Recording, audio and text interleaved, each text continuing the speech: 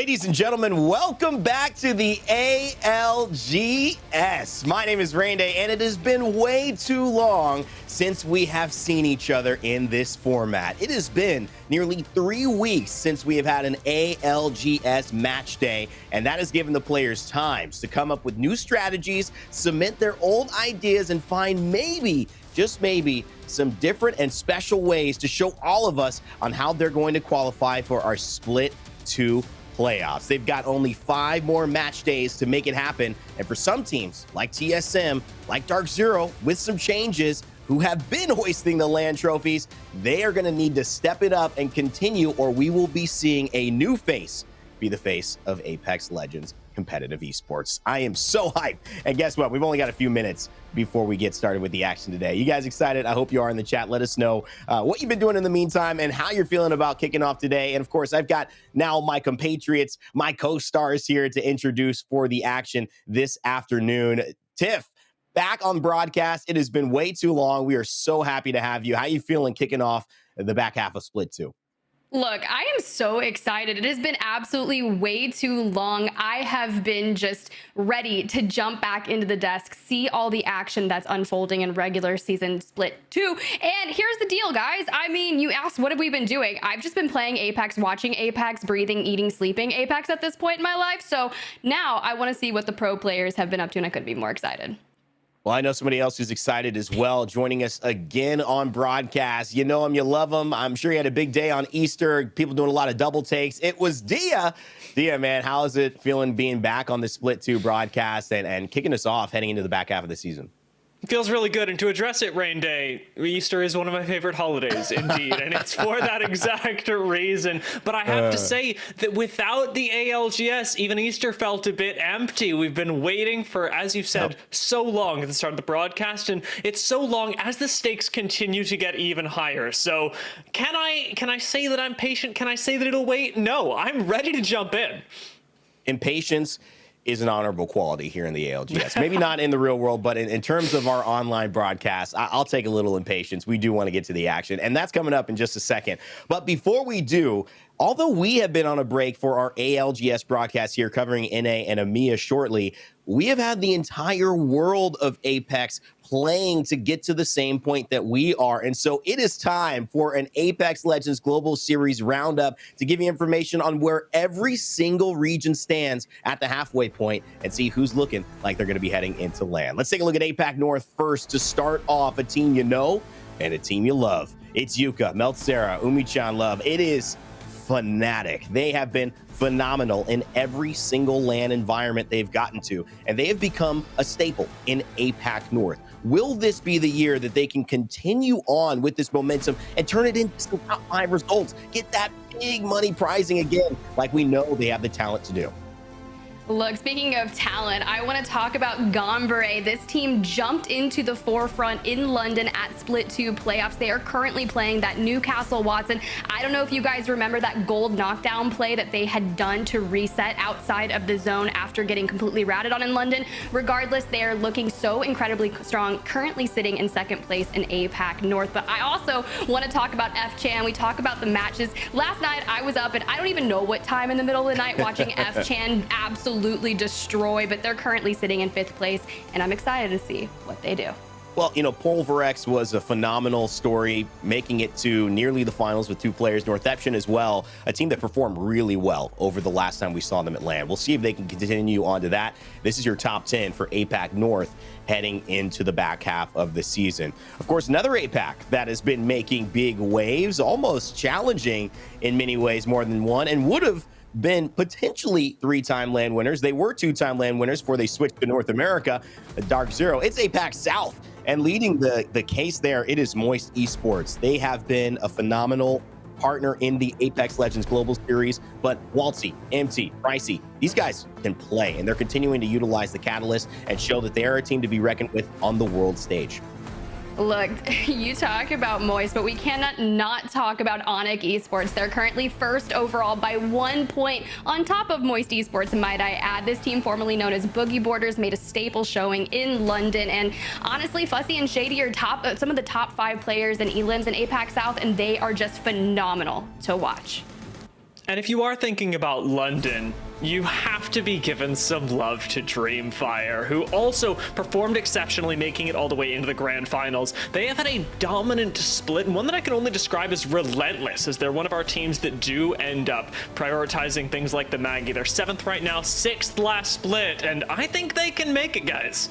Dreamfire, Roy, just constantly making the crowd go wild in London. And speaking of it, I've always got it on my mind. Another team you got to pay attention to, although they're sitting in 8th right now, have been playing really, really well, making some moves upwards. Iron Blood Gaming.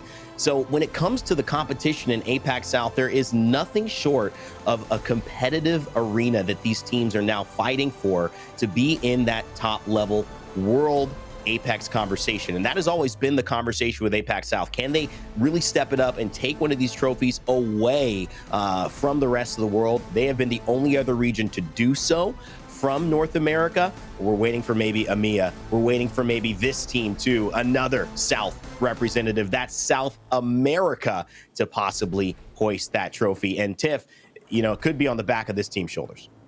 Yeah, it's going to be really interesting, right? When you think of South America, Team Singularity is one of the forefront teams that jump to mind, right? But there's a lot of roster changes that are going on. Elysium announcing their retirement, and it's going to be up to Bin to join that roster. And I'm kind of curious to see how they're going to be performing throughout the rest of Split 2.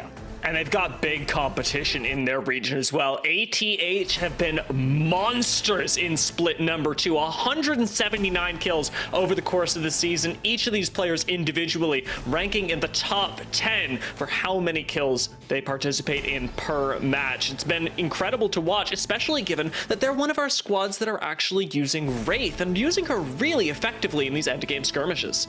One of the stories of this split is some of the changes that happened to Wraith, some of the changes that happened to Ashe, some of the changes now in the back half that we'll see if they continue to be a trend. However, obviously in South America, ATH, Gosu, Fellas, FA players, Team Singularity taking good measure to take advantage of all of those changes and make it their benefit. Heading over to maybe the most important region in terms of LAN wins. They are the winningest region overall in the ALGS, but after hoisting the trophy in Split 1, will that be the case? Or will we see somebody else from North America do it? If it is going to be someone else, XZ is where I have my money on. They have been playing phenomenally. And this isn't a team that has come out of nowhere. This is the team that has constantly been a top 3 team, but just hasn't hit that next gear. I feel like in this split they have. If they keep it up in the Split 2 and do the same thing they've done in the first half of this season, they will be my favorites heading into LAN. They definitely are one of my favorites as well. Coach Hodzic doing well, but incredibly, I want to talk about FaZe. They have made an absolute name for themselves here in Split 2, and it's been a world of a difference. Snipe Down, Phony, Frex, they are performing in such synergetic-like experience, but we can't not talk about TSM, the Split 1 playoffs champions, but they've kind of had a very rocky road here in Split 2. We talk about all the meta changes, and it seems as if the adaptation for that has been tough, right? But Hal back on Horizon, it seems as if they're finding that form, but they're going to have to be really consistent throughout the duration. I'm going to throw another team in the mix as well, though they may not be the loudest and noisiest squad. Luminosity really impressed last split with their consistency and fundamentals in the game of Apex Legends. They finished 5th overall during the course of the regular season. Top 10 team in the world, and yet right now they're sitting at 15th in North America. This is not the start of the season they were looking for, but their fundamentals have to be enough to bring it back, right? Absolutely. This is a team that was 10th at LAN. They were in a top 3 scenario at championships, and that's how Dark Zero took their first LAN win over in North Carolina and Raleigh last year. So this is a team that can clearly play at the highest of levels. They haven't done that yet. Like TSM, like you had mentioned, Dark Zero also coming in now with a sub and Rambo. More stories and more conversation on that to follow up with. XZ, FaZe, Meat Lovers, Complexity rounding out the top 4, and a nice resurgence from Optic Gaming to kind of get back into where we expect that name to be. Overall, though, I think that when we react to these types of things, you could see how much has been taking place across the globe in the ALGS. That's been a roundup of the entire world in Apex Legends esports. And of course, we will have to figure out how well they do, if they can continue, or if there will be some more upsets as we head into the second half of the season. Turning our vision onto today, however, and I think this is going to be a very interesting thing, we've seen some changes in EMEA that have led to maybe these results looking a bit wary. Will we continue to see the dominance from Vex, from Ascend? You see Alliance here as well, Pioneers, Fire Beavers, 2R1C. That's something notable we'll be talking about as we head into our 10 to 20th place TIFF, looking at kind of the standings overall. What stands out to you here? I mean, E6 currently on the bubble, just wanting to fight their way into that top 10. Now, granted, we won't see them here today, as 11th through 13th are currently those Group C teams, and Aurora, another notable team that actually won't be performing today as well. But some interesting changes on the horizon, and I had tweeted out this morning, I was like, who is going to take the win here today in EMEA? And Bavis from Danish was like, that Danish team's looking kind of cool. I hope they win. Yeah, we'll see. I mean, other teams, you could obviously see A and B. They have started off of our 5. They've played more match days than C, so that allows us to look at, there are some teams in C who have not quite been able to get those points up, but it's not necessarily just because they haven't played as much. Sometimes it is because they have to step up their game. You're seeing it here. Teams desperately in need, avoiding relegation, trying to make it into that top 20 to have a chance in the regional finals. Let's take a look, though, because I want to get your thoughts on this. There have been some roster changes that have happened over this little mini all-star break, as I've been calling it. Vex off of 2R1C.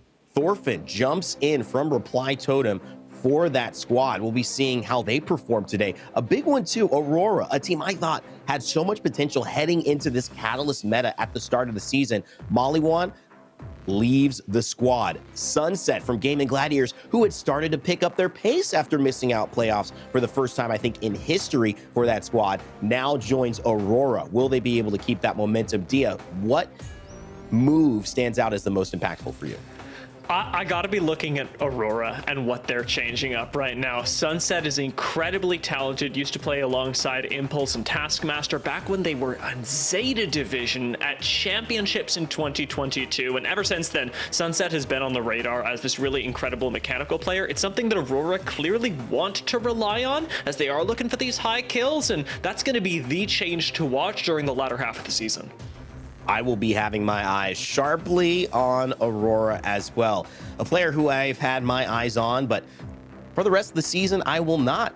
That is Graceful, who announced the other day on Twitter that he would be leaving Element 6 to take care of his personal life and his family. You have to show a lot of respect and a lot of honor to the quality of man that takes to make a decision when we know how important competitive has been. Having met him personally, seeing him perform at Sweden, doing things like taking C9 as a sub to a 10th place finish in the first Split 1 playoffs we had after 900 plus days of playing only online. Graceful has impacted every single team he has been on, whether it be IG or recently in Element 6, putting them in a top 10 position before exiting just a few weeks ago. Congratulations, Graceful, on a great career so far. We won't be seeing you now, but will we be seeing you in the future? Remains to be seen. Of course, we do have to transition now into what is coming up. In just a few minutes, you will be witnessing Group A and Group B go at it to try to see if they can nudge themselves up the standings a little bit more and make that playoff experience almost guaranteed. Teams to look out for, Tiff, as we take a big picture perspective on who is in our lobby this afternoon.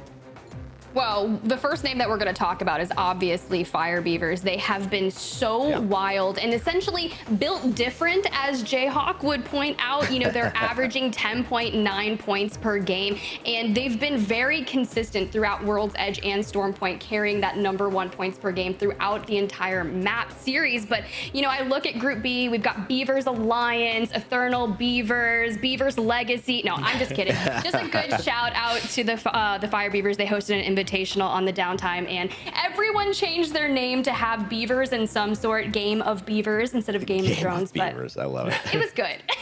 That can go on forever. I think we gotta put a halt to that, because that is just endless.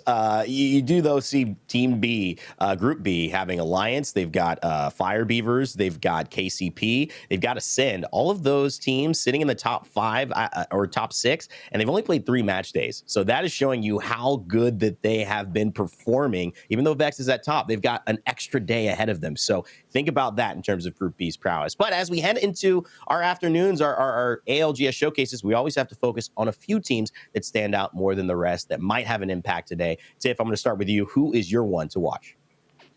Look, you mentioned they may have an extra match day, but I want to give it to Vex Gaming. I've always got my eye on this team in particular coming off Split 1 playoffs. The team as a whole enacted a lot of changes. They wanted to change up their macro style, whether it was playing a little bit more zone heavy on Storm Point. But Matafe, Tyler, FPS, and Unlucky, it's kind of crazy what they've been able to maintain considering Tyler and Unlucky are still very young in the kind of the competitive Apex landscape and have been performing so well. They're currently 2 of the top 3 players in that kill leaders for EMEA. And I know Tyler's going to be a little bit sad because Unlucky's currently number 1 by, I believe, 7 kill differential over KCP Zane. So we've got a lot of ground to cover here today if you want to make it to that number 1 slot. But Dia, I'm curious, who you got?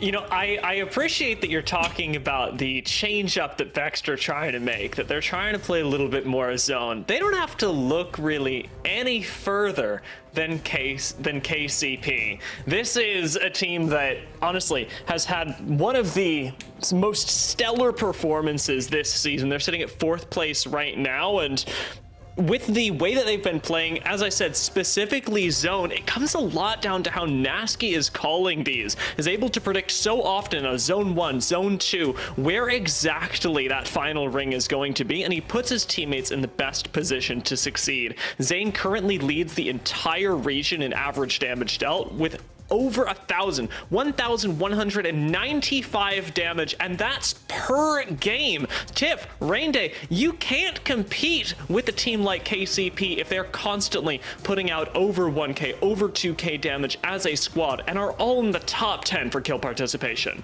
Nasky said let him cook. I have to tend to agree. I could be eating what he's serving up, but we'll see if that continues. That's the big thing for me. Momentum is momentum because you get it started and you keep it going. But once it stops, maybe with a break like this, you have to restart it again. So who's going to jump out? Who's proven that they could start from nothing and hit 100 miles per hour faster than anyone else? I think it's been Alliance. They started out this season with an incredible performance on Rampart. People thought in scrims they were testing something out. After Yuki's performance at LAN, you could tell they had so much confidence. Get Effect back into the squad, and it has just been phenomenal. But when we had this little blank period, there was a change that occurred with Ash, and one of the teams in scrims, you can put however much you want on scrims, but it happened with Rampart, it happened with Ash again for Alliance. They were able to showcase this character in the highest of level in a way we haven't seen since she was first introduced, with Stormpoint coming out as well. Will this be Alliance's day?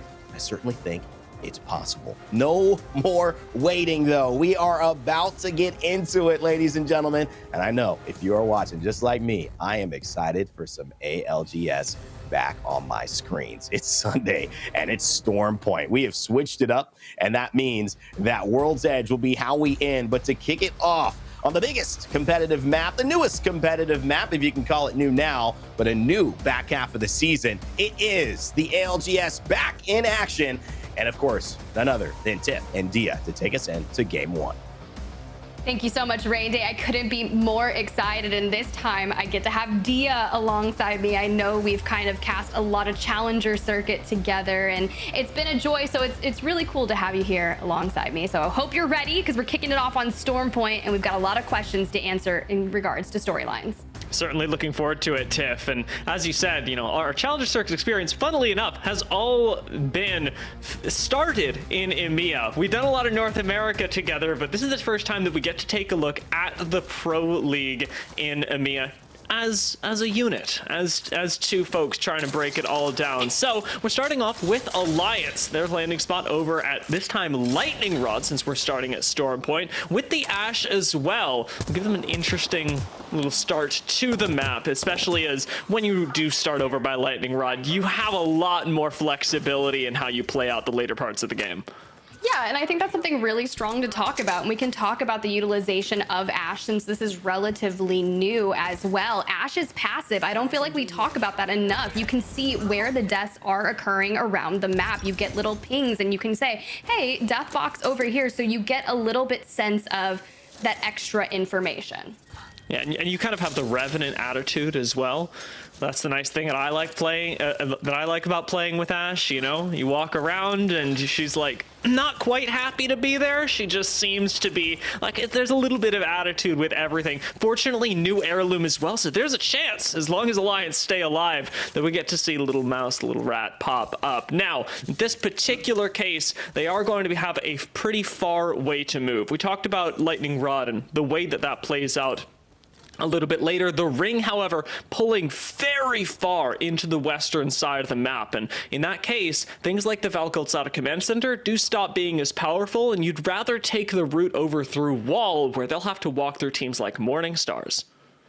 Ooh, and that's not going to be an easy journey. When you look from that journey from Lightning Rod, you have a few teams that are going to be your way, but Phoenix Legacy already setting up shop in Checkpoint. We know they're one of those teams that are going to have prio when it comes to ring console or survey beacon information. Sabs herself said it. She's like, we like to hit those beacons, find the information, and then begin that rotation throughout. But they're not even going to have to move very far. And Thorfinn and co down in Downed Beast. I'm really excited to see Thorfinn on 2R1C. Always drops by the stream, says hi, and you know, I've got well wishes for the homie. But we think about the teams maybe that are going to be rotating from Fish Farms or Gale Station. Their journey is going to be cut out for them. It really is. I mean, FUT is one of our squads that really does have the furthest way to go. The nice thing is that they've actually got perhaps not the ring console, but the ability to at least know where everyone else is. As seemingly everyone is running Seer nowadays. You get to have a lot more information in these passive ways, picking up map room scans and being able to figure out exactly how you want to approach the later stages of the game. Multiple teams already piling in towards Checkpoint, though, is start a fight, and most importantly, Phoenix Legacy have set up shop there. Phoenix Legacy, another one of our zone teams that has not had the easiest season. No, it's rather tough, I feel like, if you are playing zone, and typically there'll be a team that enacts that Watson as well, with in particular crypto, and they've had a few roster changes and they've been looking for a solid trio to make that kind of happen. But Pioneers have made their way over. They're beginning their crafting. You were talking about Nasky in particular a lot in the pre-show, and I think that's a very underrated thing about him that you said is his zone calling. It's actually insanely good. And this is absolutely the thing that you have to watch about this team, and it's one of the things that I really enjoy the most about getting to hear their comms whenever you can. Pioneers do have really great vibes, but also, as you said, knowledge is impeccable. This time around, operating out of Downed Beast, they don't have the simplest rotation in, but with 2R1C right next door, it's fascinating that these are the two teams that end up next to each other, as they've actually got, until this point, very similar styles.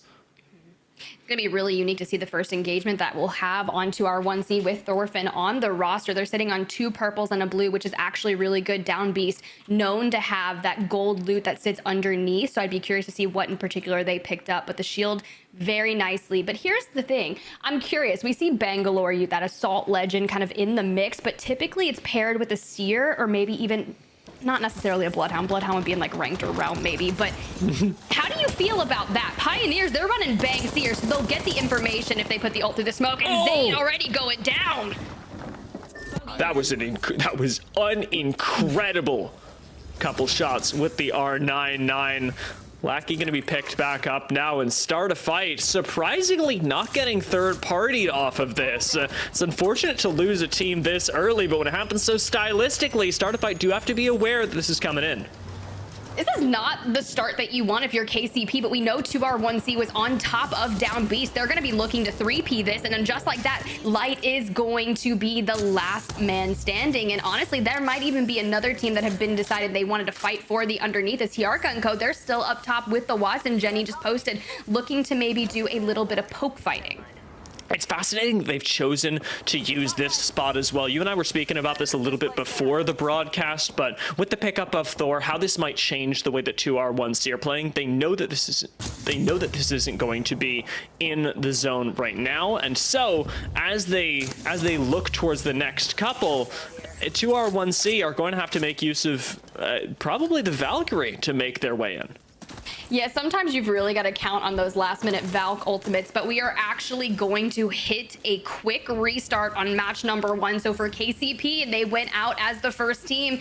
This will be maybe a good thing for them. They can just run it back and use that as a nice little warm-up. I mean, granted, you mentioned it, Rain Day, in the broadcast. 3 weeks has gone by since our teams have played in an ALGS match day. Yeah, you have no idea if that's going to be positive or negative, especially if you're a team that is in momentum. Typically, when you look at having a big break, it has to be only negative, because if you keep going and you're in momentum, that's great to continue. Everyone else is trying to catch up. Now it almost evens the playing field, and you can tell for whatever reason we had to get a restart in, so we can't speculate too much on that. But I do think this will open up the door for a few teams. I mentioned earlier, though, Dia, I mean, I wanted to get your thoughts on the Ashe, because clearly it is something they've been trying in Scrims Alliance, and it has been working really well with them, with the Valkyrie and the Bangalore. Hockey's trying to IGL from the Ashe. Give me some benefits, some cons. What are you seeing with the new change to the tether that I've been a big fan of? Is it enough for you, though, to be taking that spot as IGL and Hockey's choice? Yeah, I think that's completely viable. I know Dia and I are really excited, and honestly, I've really been practicing my lip reading, and I think I got a good chunk of what you said there at the end of it. But yeah, I mean, match number 1, I couldn't be more excited. I was like sitting here and I was like, I can do this, I can do this. I know exactly what Rain Day is about to say. You didn't. You had no idea, and apologies for the mute there as well. Sweating so much. You know, I always gotta, test you guys to see if you're really able to be on your toes. You know, you passed. No, I was throwing out a question actually on Ashe. I wanted to see your thoughts on it. Maybe if you did get that. But the idea is that Alliance Hockey's going with the Ashe pick. We've seen them use it in scrims. It's been really effective. The tether change kind of gone around the community as being a great addition to her game, fixing a lot of problems. There might still be some there, though. So my question to you, Tiff and Dia, as we have a little break while we get the restart, is it enough? Are you in agreement with Hockey's going for the Ashe here? Or should they have kept the Rampart, switched into some different roles that have already been working for them? Yeah, and I'm going to go ahead and I'll start off on this, and Dia, I'll let you chime in after, because we could have differing opinions here. As soon as we saw the Ashe tether changes, I put out a tweet and I was like, hey, will we see more Ashe in ALGS? And there were a lot of people that were like, no, I don't think it was enough. No. We had one believer, but I think that's because they've been an Ashe maid since the beginning, and GG's to them. But when Hackett starts pulling out the Ashe, I really was so excited. I do think the Phase Breach Ultimate needs just maybe a little bit more to be completely viable, but I like the quickness of it, right? You can utilize it to be aggressive. And you mentioned scrims with Hackett in general. Hackett has been able to utilize that Phase Breach to get into such unique positions in the end game. I think at one point he was even on top of like a little light pole, just shooting down, like punishing everyone in nearby vicinity. But I think it's more alongside the tether. You can deal some initial damage, which is interesting because Hackett is that IGL and typically not the entry fragger, which would be Effect, who's amazing at it. And they usually keep him on the Valk. But I think it's been solid. The passive makes a good information gathering, and they do keep Yuki on the seer. So it's very interesting. But Dia, I'm curious to hear your thoughts. I mean, I think you've covered quite a few of them, honestly. Like, we got the passive, we got the ultimate, and I tend to be in agreement. I feel like you're writing papers behind the scenes.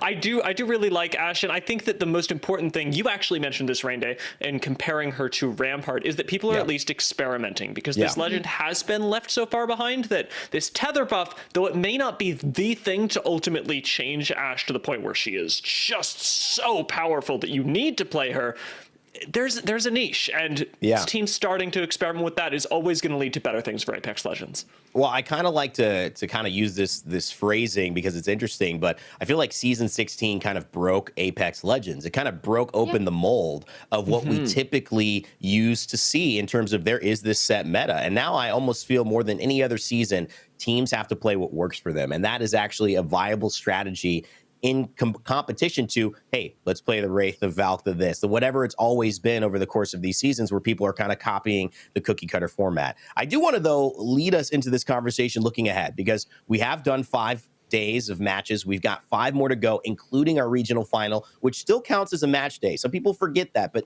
that can still move your team up, even if they don't win it and guarantee their spot. I want to take a look at who we think might be setting themselves up for a ticket to Split 2 playoffs. Let's start with you, Tiff. Give me your reactions to this current leaderboard and kind of what stands out. Who are your hopefuls? Who are your favorites? Maybe your dark horses as well. Yeah, and I think this is going to be really cool to talk about. When I think of the threshold that made the top 10 cutoff in Split 1, I believe it was like a 72-point threshold at the end of the regular season that kind of secured your spot within the top 10. So you look at that, right? Vex Gaming is almost there. Now, granted, they do have an extra match day. Ascend, very consistent as well there. So I feel as if Vex, Ascend, and Fire Beavers and potentially Pioneers have actually secured that spot because they are so close to, now granted 72 is not going to be the hard cutoff for Split 2. It's just kind of what I'm basing my analysis off of, and they're so close to that threshold that I feel as if the teams that have their work cut out for them are going to be those teams within that bubble of like 7th through 12th place that are going to have to step it up. Dia, let me get your thoughts too on this back half as well. Gaming Gladiators, I just want to kind of tee this off to you. Maybe you take it or maybe you don't, but I had been looking for them to perform after missing out on the Split 2 playoffs. The first playoffs I think Hardeki has missed is in his entire career, and now they've lost Sunset. How are you thinking in terms of who needs to make that big move here, and maybe can Aurora get it done as well? Who do you got your eyes on here in this back half? I'm actually really liking Aurora right now, especially when we put them up against Game and Gladiators. As you said, Game and Gladiators did have these really big expectations coming into the split. And Aurora, I would put in that boat as well, but have very quickly placed themselves in a position where I don't have that same faith in Aurora right now. The fact that they're making changes and the fact that they're also not nearly as close to top 10, I think should set a much bigger fire under them. And that sort of fire, that sort of emergency really matters in the back half of splits like these. Well, I feel that you both have made great points, and it is going to be up to the performances today that kind of set the tone. You start looking at, if you're in Group A, you've only got 3 more match days after today because you've played an extra one already. So you're in a position where you really do have to start figuring out, if you need to make that move, how you make it now. Group B has a little bit more wiggle room, and that's why I've been so impressed. But these 3 teams in Alliance, in KCP, and in Fire Beavers have some great stories. Remember, heading back to the Split 1 playoffs, Alliance made it, but they had to play with a sub. Effect could not travel, and that ended up meaning that Mandy had to step up with a big performance, and he did. The energy he brought, so electric, Tiff and Dia, and we saw that kind of led into the beginning of Split 1, and they've just had that confidence continue throughout it. But KCP also playing with a sub. Max Strafey, unfortunately, due to personal reasons in his country, unable to make it. They finally make that change, and it's because of a pop-off moment. Zane's able to join them, and now they've got some momentum. And Fire Beavers coming in basically as a #1 seed, and all 3 players not being able to be there. They know they can get there this time. Casters, as we head into match 1 again for the second time, I want you guys to let us know the stories here, because there are a lot of teams fighting to make history again, and they are so close to doing it. So close. We are on that back half of Split 2. I'm so excited. We're going to run this drop back, and we got to talk a lot about Lightning Rod on the last go around, Dia, so maybe we'll start off a little bit different, or maybe we're just not. We're going to head straight up that way. So shout out to Phoenix Legacy that was sitting absolutely perfect, but are now going to have to make that journey, which will kind of show they'll be able to hit that ring console information, and they'll kick off that rotational aspect of it. And then we can talk about maybe the teams like Vex that are going to be just on the outskirts, which will be very nice for them. They do typically try to play a little bit more zone heavy on Stormpoint, but check out where that next map's pulling. Yeah, this has changed everything, Tiff. When we go up north, especially on Stormpoint, the game of Apex Legends takes a totally different direction. And interestingly enough, this is actually, if we want to talk about Ashe a little bit, where Ashe started being prioritized on Stormpoint. Upon her first release, people went, you know what? Ashe is actually super valuable because unlike Wraith, I can make portals that take me straight up when so many other legends have a really difficult time. Even rotational legends like Valkyrie do have a tougher time when it comes to accessing positions like Lightning Rod and High Point when we do pop onto this map, because your ultimate literally doesn't mean as much. Ashe in this particular case is going to be extremely valuable. Yeah, it's actually really interesting because when Val came out, I don't think I played her at all. I just could not handle the passive jetpacks, and I just felt like I was a bird just dancing around in the skies, and it was rather atrocious. But I started playing it a little more recently just to measure out the Valkyls. But let's jump on over to Danish, who are getting in that early action and Start a Fight Esports wanting to run it back. This time, that fight's not going to be in Down Beast. It's going to be over here on the outskirts, and they are working that uphill battle, going in for that first. Unfortunately, Frick's going to be completely thirsted, so Danish now relegated to a 2-man. I know Bavis said he was liking them, but man, this is not the start they were looking for. Clearly, though, it is the start that Start a Fight we're in search of, since this is now the second game, the second time today, I should say, that we've seen them begin with a skirmish. This time, no third party in the area, and they're actually in a fabulous position. A nice early rotation that can take them through the Prowler caves and straight up to perhaps even more Prowlers. Thunderwatch World is their oyster at the moment, as it is for any squad that chooses to rotate early. For the rest of the map, however, we've also got a lot of stacking over here in High Point, and this is a position that you can feel a little bit more comfortable in. If you don't have ring scan yet, there are a lot of zone endings that will pull up towards High Point, and that's something that in this particular case, ANC are making great use of. Yeah, I like this of Outplayed here. They start in command center, and you can see teams are already Valk ulting in towards nice little some longbow shots coming out of Shex, which it's interesting. You think about snipers, and for the most part, most people will actually go for that charge rifle, and I respect it, but if we're gonna get some good longbow shots, let it be from Shex. Needs to level up that white shield that he's currently on, and if we're gonna have a lot of teams seeking to rotate early, you want to make sure that if you're coming from command center, you don't have a long rotation towards that next zone. You're going to have to find a way to do some poke fighting to get those shields leveled up, because you do not want to go into end game sitting on blues. I want to see this sort of charge rifle versus longbow execute now, because we've talked about the differences between these two. However, you gotta think of Start a Fight once again. They are continuing to rotate extraordinarily quickly, looking for fights right now, and they can sit around the outside of this building tip, but something tells me that they're not satisfied. Yeah, I think that they're looking to fight for their spot early on, whether it was Down Beast in that kind of first formation that we saw briefly, but now it's going to be over here on the outskirts of High Point, and they need to fight for their positioning early on and avoid getting 3P'd, but you know that Maestro's sharing the building to the left of, or the right of them, so they could look to make a play for this. Now, Outplayed already completely out because Light is an absolute menace with the wingman, so congratulations, they are just going off big. That's a nice KP to kick off the map #1 with. It just happens almost accidentally. Start a fight. I mean, they sure pointed themselves in that direction, but as you talked about, Light plays Janitor and wipes a team off the face of the map. That is yet another time that we see Start a Fight, this time eliminate a full squad. Vexter sitting here going, well, isn't that our thing? Isn't that what we're supposed to do? And again, more teams continue to crowd into High Point, where you can continue to take fights. There is positions for a lot of more teams to coexist. Start a Fight actually in their most recent engagement did take away a building that otherwise you can share with another team. Yeah, and I think this is like a real pivotal fight. These buildings typically end up being kind of God spot when the zones start pulling this way, in my particular opinion. And you can see that's where a lot of the teams are Valk ulting in, trying to make a play for, and Danish unable to re-get that banner from Fricks. It's just going to be Young Hong Kong and Bavis currently sitting on 2 whites. Really low economy here, and you know that they're already so close to that ring that they have all of the rotation already happening, but they just need to get some economy up. And we saw this happen in APAC North last night. It was going to be F-Chan over in Cascades, who had kind of been relegated to a solo early on and had to show a lot of presence so they didn't get inted on. And I think that's really nice with Watson to be able to do so. But Pioneers, you know, they get a little second chance here, and Zane looking to kick it off strong as that entry fragger. Good initial damage.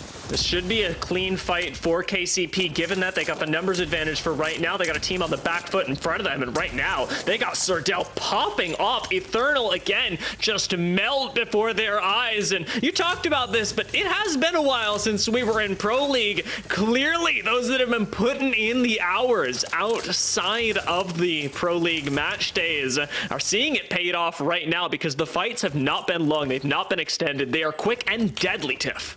Yeah, the last time we saw Pioneers, I believe, on Stormpoint, it was Dell who was actually playing Watson. So now moving them over to Seer for this match day, it's been really nice, and I'm glad to see the PK still strong with Dell just going in and absolutely popping off. My PK never works that way. I usually hit for 9s across the board, but Dell having a different experience. Gonna go ahead and hit that ultimate accelerant, which if you burn your Seer ult in a fight, the goal is to at least have one ult on hand so you can make sure you're popping that. So when you go into that next engagement and start fighting your way towards high point, you have that Seer ult. One of the really nice things about the fight that KCP just took as well is that we're seeing these two teams that want to take engagements early do them for completely different reasons. Start a Fight chose to get a building in high point, saying the zone will end here and we're going to be in a amazing, fantastic position when that happens. KCP take a little bit of the opposite direction. They want a spot that's decent for the mid game. If this zone happens to pull out of high point, KCP are actually in a much better position. If it continues pulling towards the north, that's where they get a little bit more of a rough spot. And this zone prediction that we talk about from Nasky, the way that they're choosing to play this out really does demonstrate itself well here, where KCP are looking for the more flexible approach and perhaps start a fight for the more aggressive.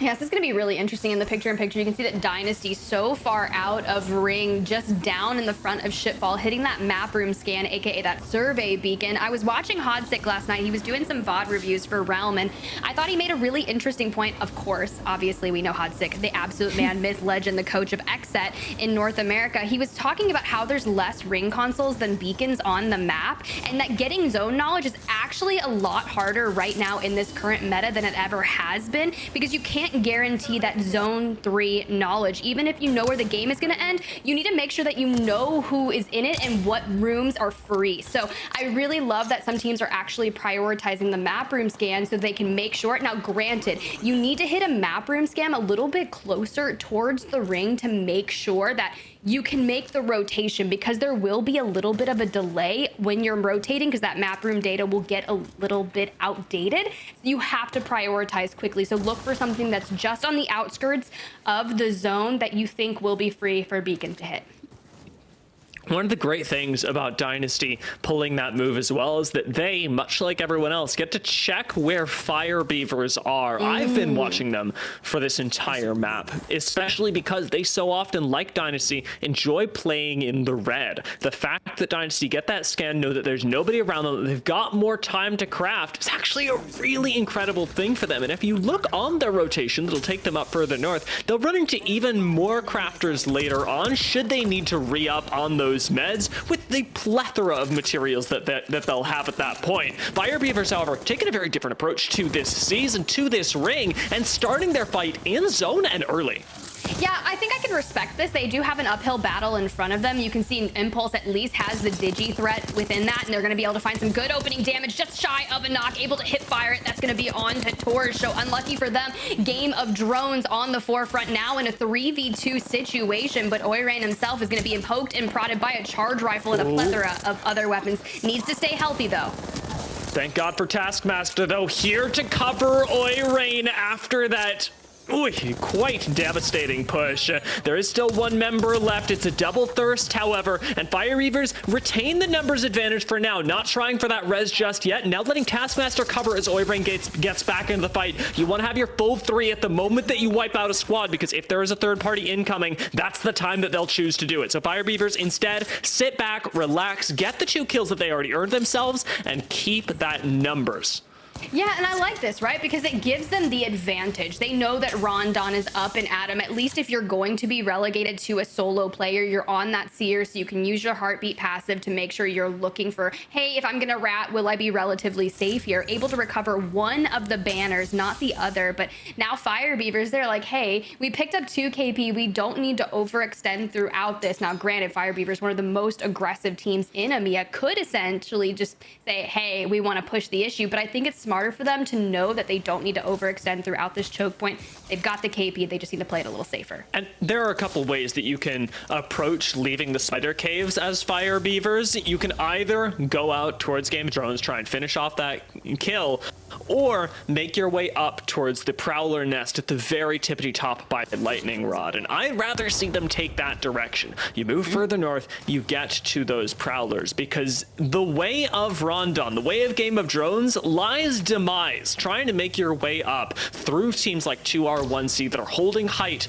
over at High Point is going to be incredibly difficult, and a lot of teams, even at the pro level, will tell you it's impossible. Yeah, I mean, we just got to jump on board with Phoenix Legacy for a little bit. They're just on the outskirts of zone. The new trio is going to be Peerless Pina joining them and place of Imp, but it's Heroes wanting to get into that early action. A lot of utility going out. You can see the black hole in front of them, and the nades are connecting, but forcing all the ults to come out from Seer. I love the grab lift to get that ultimate high ground here at Thunderwatch, but when you take such a long time with this fight, you think of all of the teams that have been working their way throughout their rotation towards High Point. They need to clean this up, and they need to clean it up quick, or you need to think, hey, this isn't a good fight for us. I'd rather prio that zone. Yeah, there is a third option here. Should they try and go around the side? Heroes wanting that violence, however, do get some initial good damage with the RE45. Not enough to chase aggressively enough. They don't get the numbers advantage, just a little bit of damage as Ascend actually go down in the meantime. Vexed putting in work. Yeah, it's really tough between Maestro and Vexed able to take down Ascend. They were trying to make their rotation towards High Point, but unfortunately going to get cut off on the outskirts of zone. But Heroes coming in from behind. Nice little flank with the RE45. So now they do have the numbers advantage as Sherp has fallen and has been fully eliminated. You can see KCP running to a little bit of difficulties off camera as well, but Babylon's just pushing forward. The chase is ensuing. This is the kind of play that put Babylon's on the radar in the Challenger circuit as well. That's the end of yet another squad as Totem go down. Fire Beavers, however, just emerging as Heroes do, victorious from their own fight. With Heroes having a little bit of high ground right now, there's a chance that Fire Beavers do find them perhaps unawares, but this time around with a smoke to hide in and the rampart to set up here, Heroes are in a better position and might be forcing Fire Beavers to take a suboptimal rotation. Yeah, I mean, they're just on the outskirts of the southern side of that zone, and I like this positioning from them. They can choose to go through the choke point to try and maybe rotate over towards High Point, but this zone is actually going to be incredibly disgusting if you weren't able to secure a building in that early, maybe ring 1, ring 2 area, because now we've got a minute 38 before ring 4 starts to kind of close in, and Fire Beavers are able to poke and prod and get some maybe that armor information to know what they're dealing with should they decide to push out and take that engagement. We know that Heroes was sitting on at least 1 red, and they do need to level theirs up as well, but a triple purple, that still is a good advantageous this year ult coming out.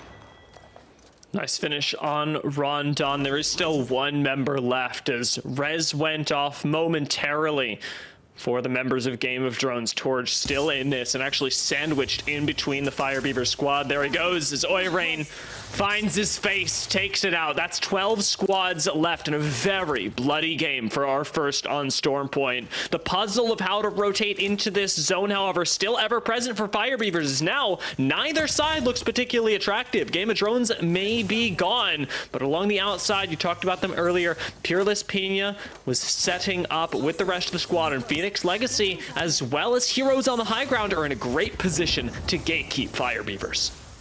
Ooh, that is going to be absolutely challenging considering there's not a lot of time left. So I really respect Vex from getting into the underside of High Point. You can see all the beautiful fences. And granted, I don't think I've seen a crypto very recently because, you know, it only takes one EMP to completely destroy all of the hard work from Matafe. But seeing Tyler on the bang alongside a Lucky, this is fun, right? They're running that fearless comp and Matafe on Watson, you know, I like it.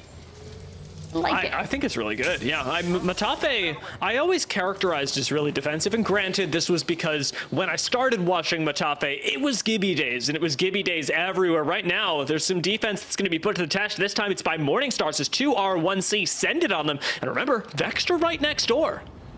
Oh, that is going to be such a challenging move. And you see Fire Beavers taking to the skies as well. And they're going to drop just in front of Vex, but they're going to have to secure their back as well.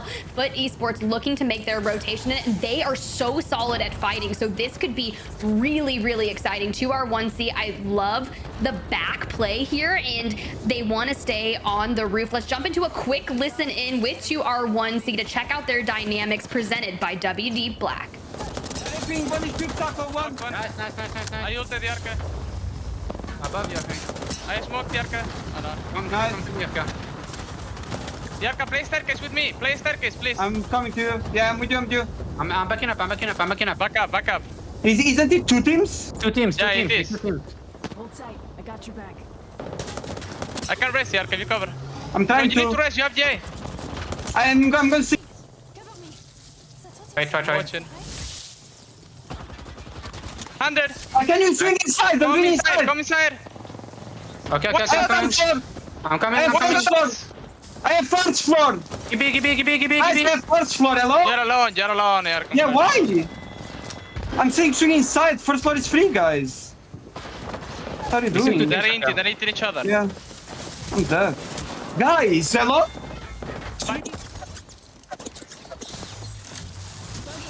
All right. Well, sometimes we curse them, sometimes we don't, but caster curses are real. Unfortunately, 2R1C going to fall, but not after a valiant effort. They had that gold knockdown. Vexed Gaming, you're utilizing Unlucky on the Valk. They're able to come out from their fortress of fences to be able to put a lot of pressure on, try to pick up some KP, and then they can kind of go back and reset. But Fire Beavers now currently upgraded 2 reds. They have been aggressive, at least 4 eliminations for this team, now looking to couple that with some great placement.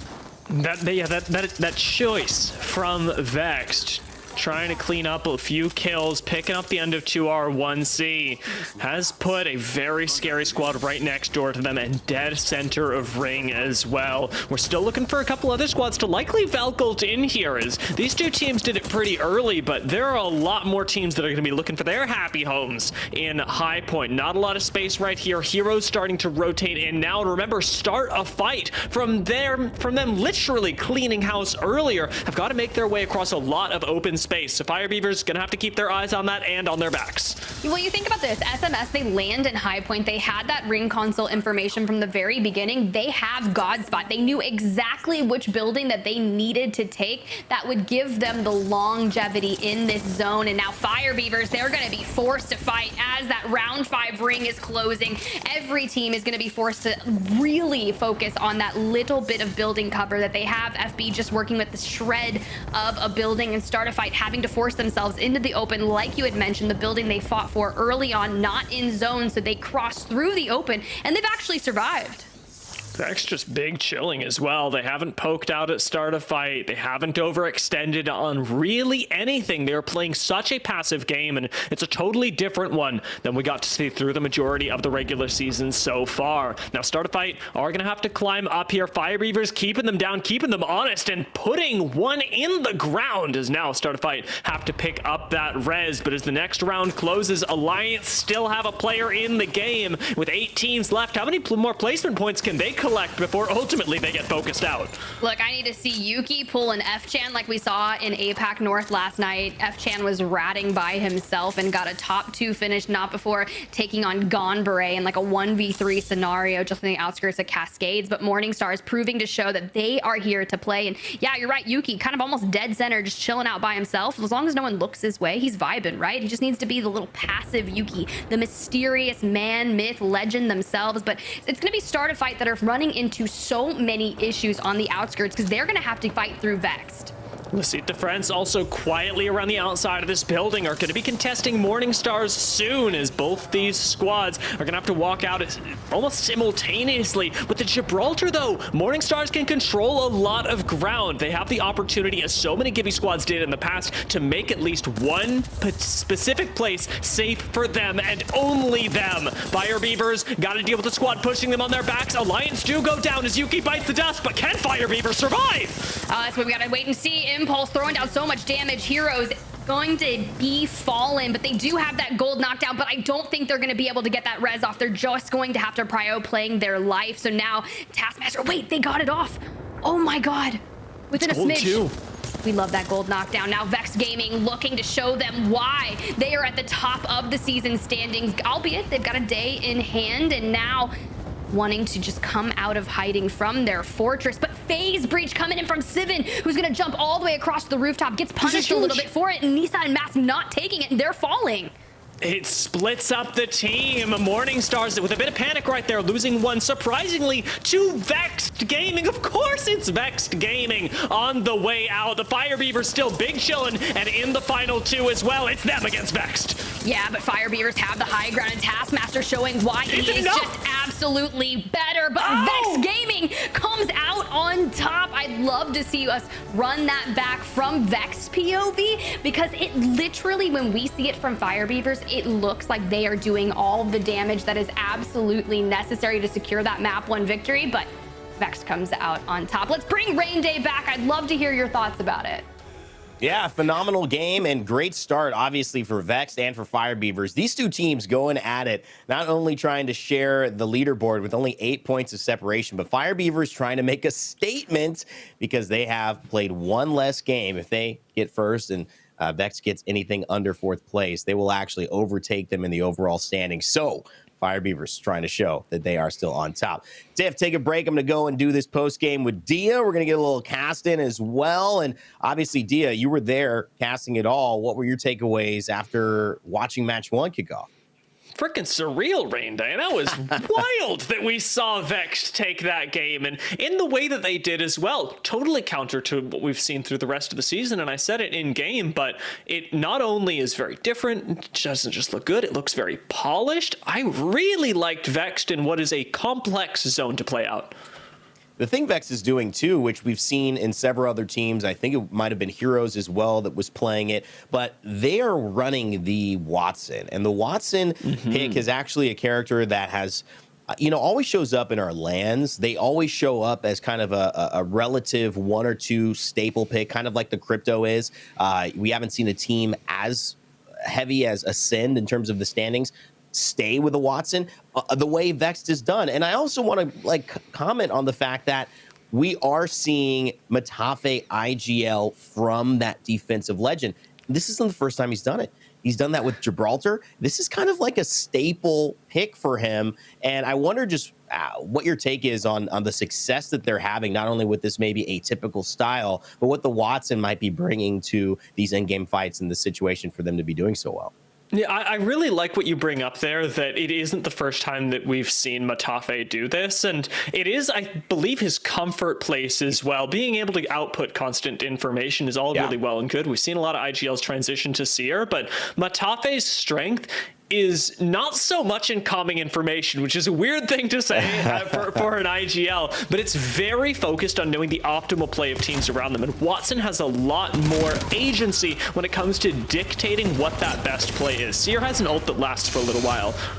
She has fences that last forever, and very powerful choice to go with. I really like what Matafe is transitioning to, and I do wonder where this is coming from. If this is a Matafe decision, if this is a coaching decision they're making on the back half, because as you talked about, the Watson sort of, from a meta perspective, comes out of nowhere, and it comes out strong. And will it be an EMEA only special? We'll have to find out. But at the start, it certainly has. Pardon me, it was Heroes playing the Rampart. That's what stood out to me the most. The fact that they were the ones who were Clemmy G following up on that. Some big shots from Babylons as well. Through the Catalyst wall, almost felt like he just was doing some Professor X stuff, understanding exactly where he was going to be moving. 2R1C on the high ground. This is the team that ran into Vex. They would not come out on that. we didn't watch a lot of Alliance. Hockeys would go down early and it would leave Yuki by himself in that final 7, who would get it down, but not a full kill. But it would all end up being Fire Beavers and Vexed. And really, when it came down to it, we didn't see Fire Beaver's perspective in this, but this had to be the biggest moment. Dia just getting a full 3 back and ready for that final fight.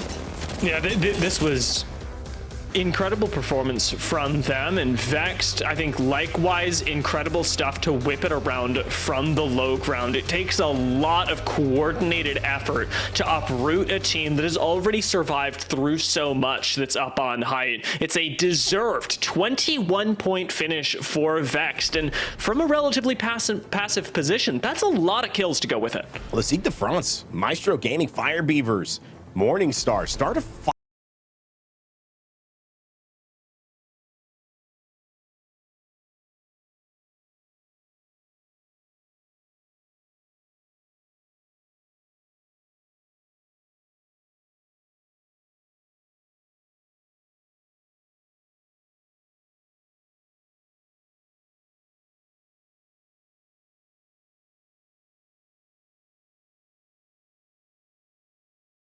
In match day 1. What will happening match in game 2? We'll find out in just a second.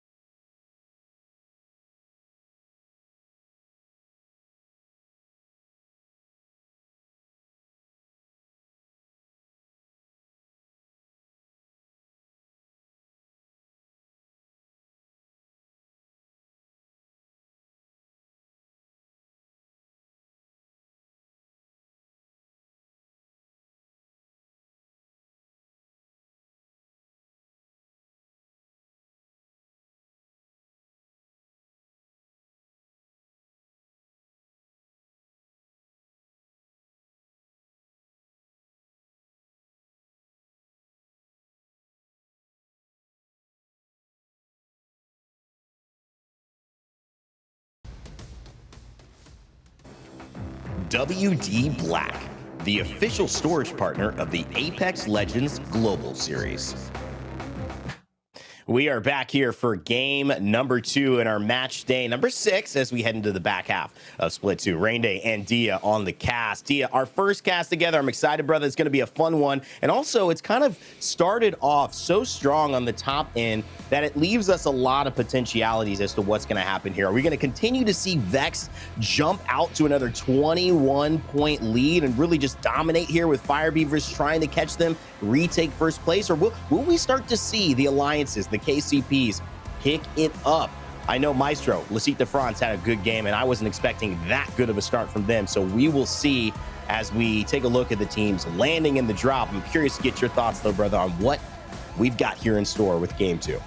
Yeah, I think that looking at game 2, we have to use it as a test for the squads that made it into the top 5. Battle Royales are so typically difficult to predict, difficult to mitigate RNG on. So replicating success between 2 games, even though it is on Storm Point that tends to be a little higher variance than World's Edge, is going to be a really important indicator for a lot of squads. Seeing KCP drop early, for example, not something that I was expecting. And in the same way, Lassique de France and Morningstars making it into those top 8 squads. Morningstars sitting at 28th going into today. Have a lot of work to do. Exactly what they want to do, though, to start things off.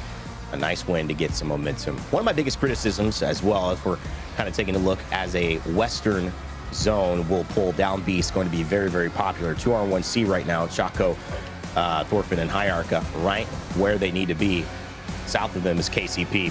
KCP just really willing to be very aggressive, and we saw it work out. You know, Nasky's famous, let me cook phrase at LAN. It didn't end up working out there, but is it important to just have that mentality, to have the confidence even when it doesn't work out? It's a bit of a double-edged sword, Dia, because sometimes it is smarter to, with the RNG of a battle royale, if you start losing, if something's not working, just switch it up really quickly instead of kind of beating your head against a wall, because that can be the tournament over for you with 3 bad drops in a row.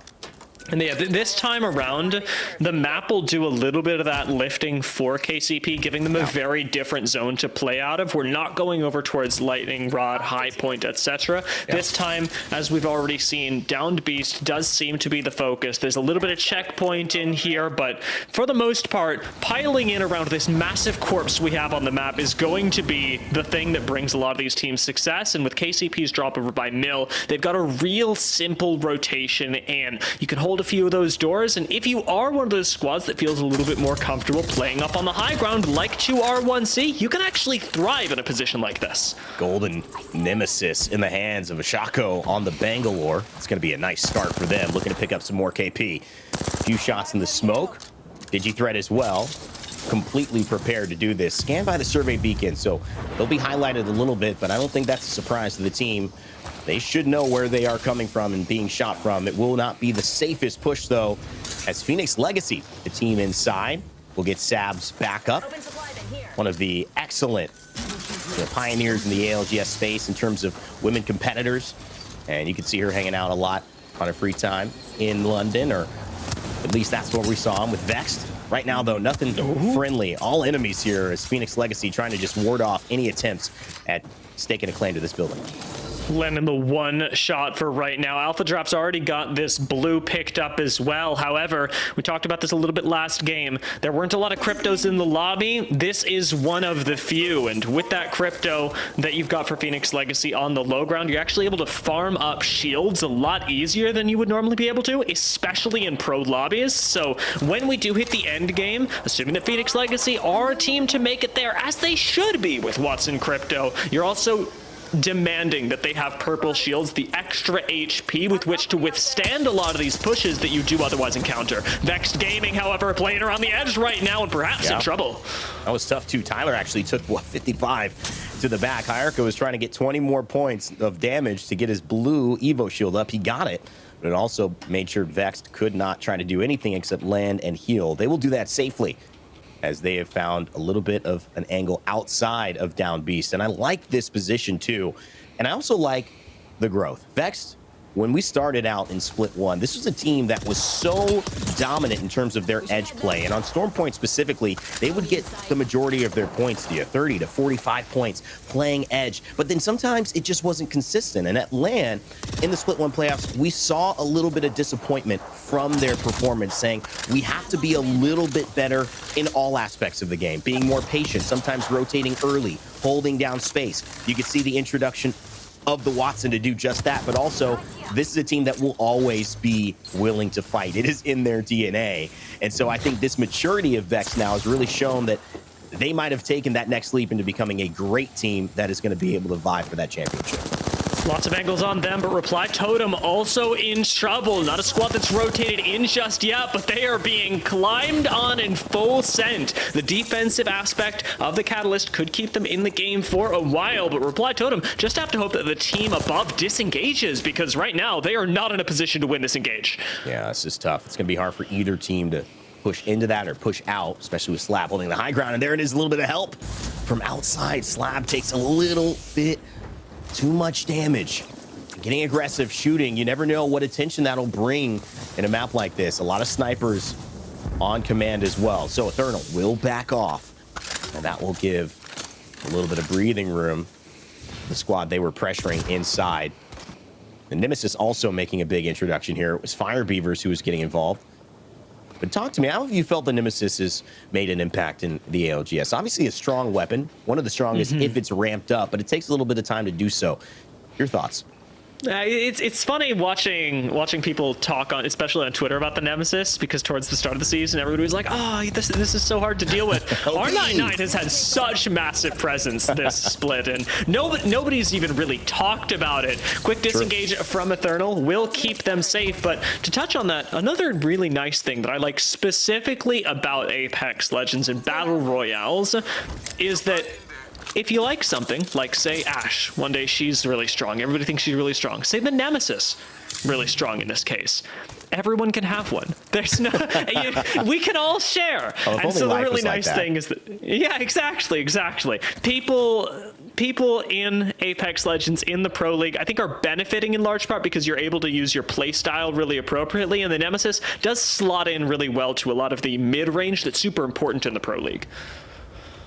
All right. Well, I mean, it's a great way to look at kind of that thought process these players go through. If it's working, everybody can have one. We've talked about that. That's kind of the meta. Most effective tactics available. We usually don't spell it out like that, but it is helpful if you're a newer viewer to understand what we're talking about. And that ends up being, yeah, if it's good, we're going to use it. Talk about good, though. Check that out. Valkyrie, 90% on the teams. 18 out of 20. Rocking that character. Seer and Bangalore rounding out our top 3, which means that we have definitely seen a decrease in terms of the prevalence early on from characters like Catalyst, which has really been a dominant force in the league and is kind of balanced out now.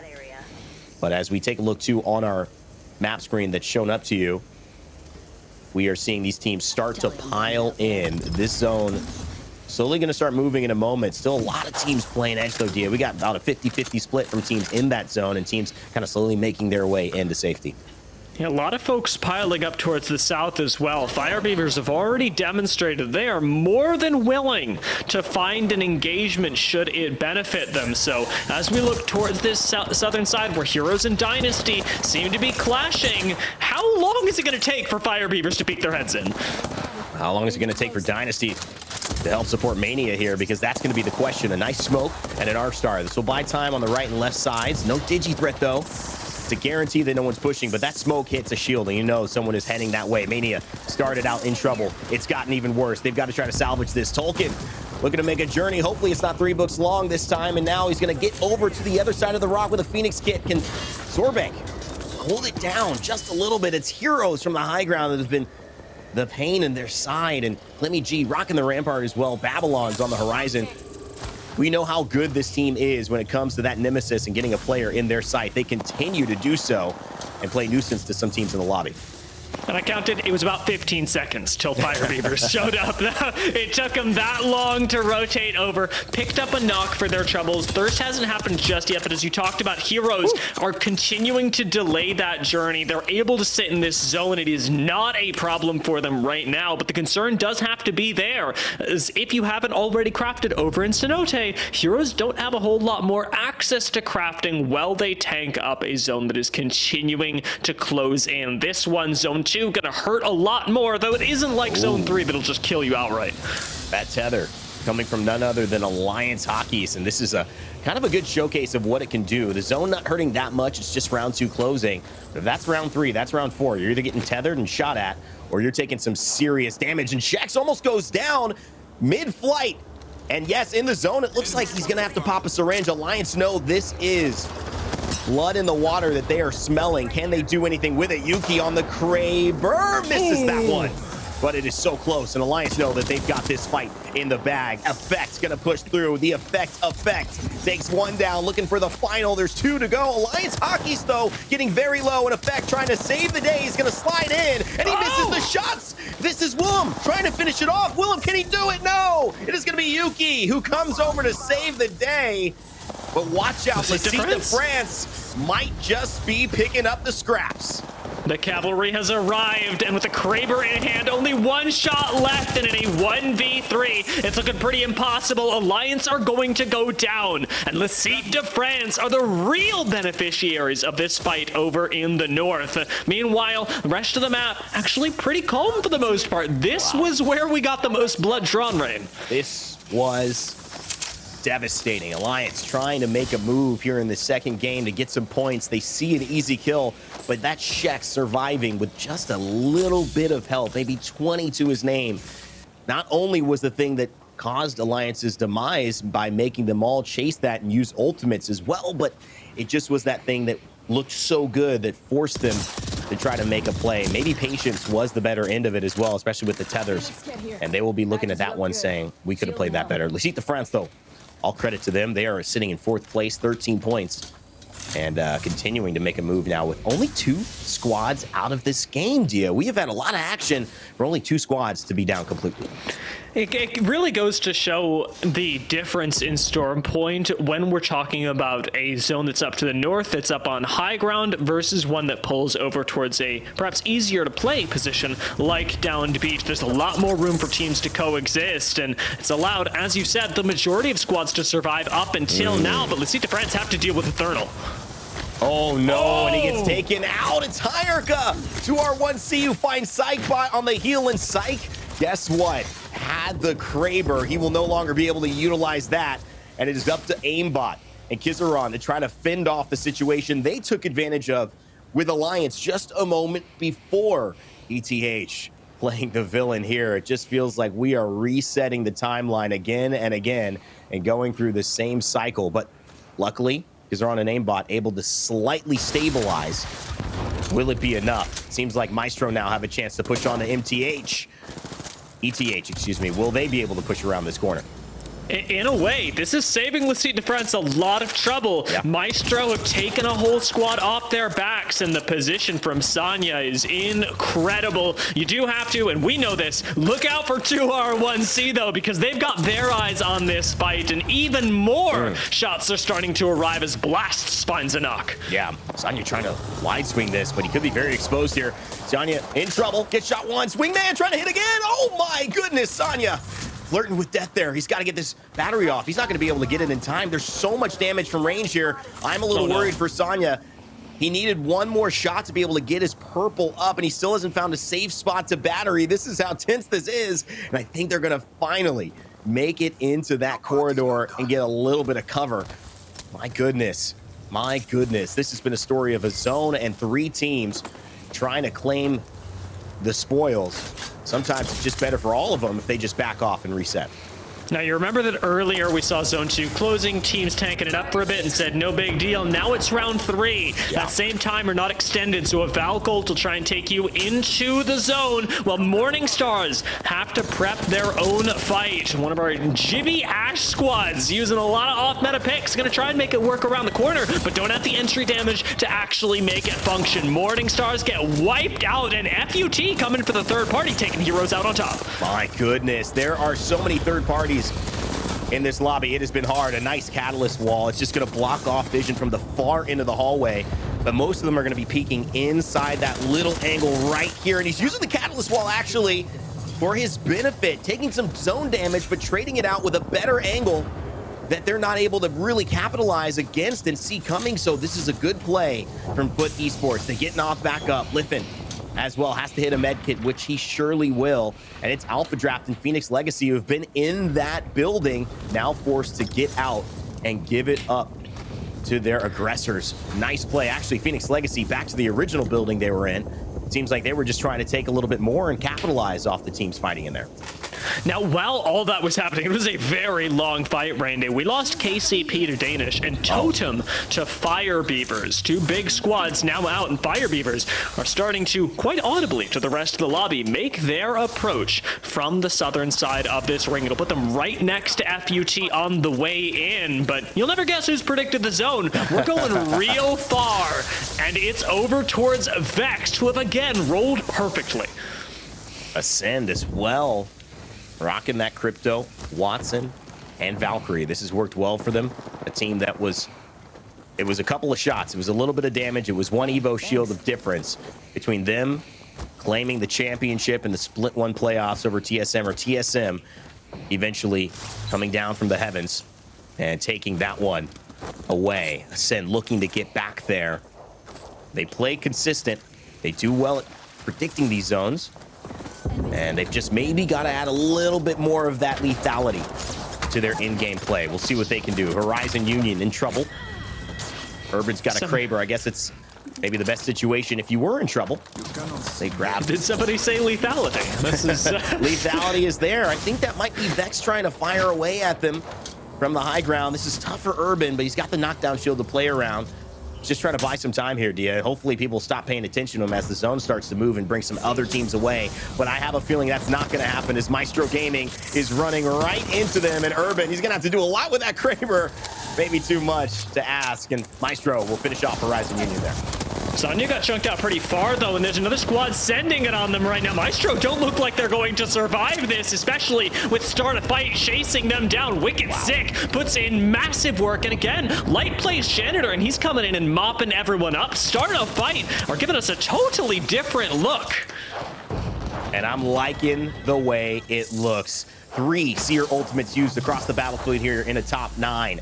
And that means that they will not have it for at least a couple of minutes. So you've got to stabilize here, or you've got to make your move now because you know that people are out of resources. Vex still in the perfect spot behind the zone where it is going to pull behind that wall. And so they are maybe the safest team here. Start a Fight, though, looking to do just like their namesake and see what they can pick off because they don't have that much KP right now, but they do have a great position in the lobby, sitting in number 4.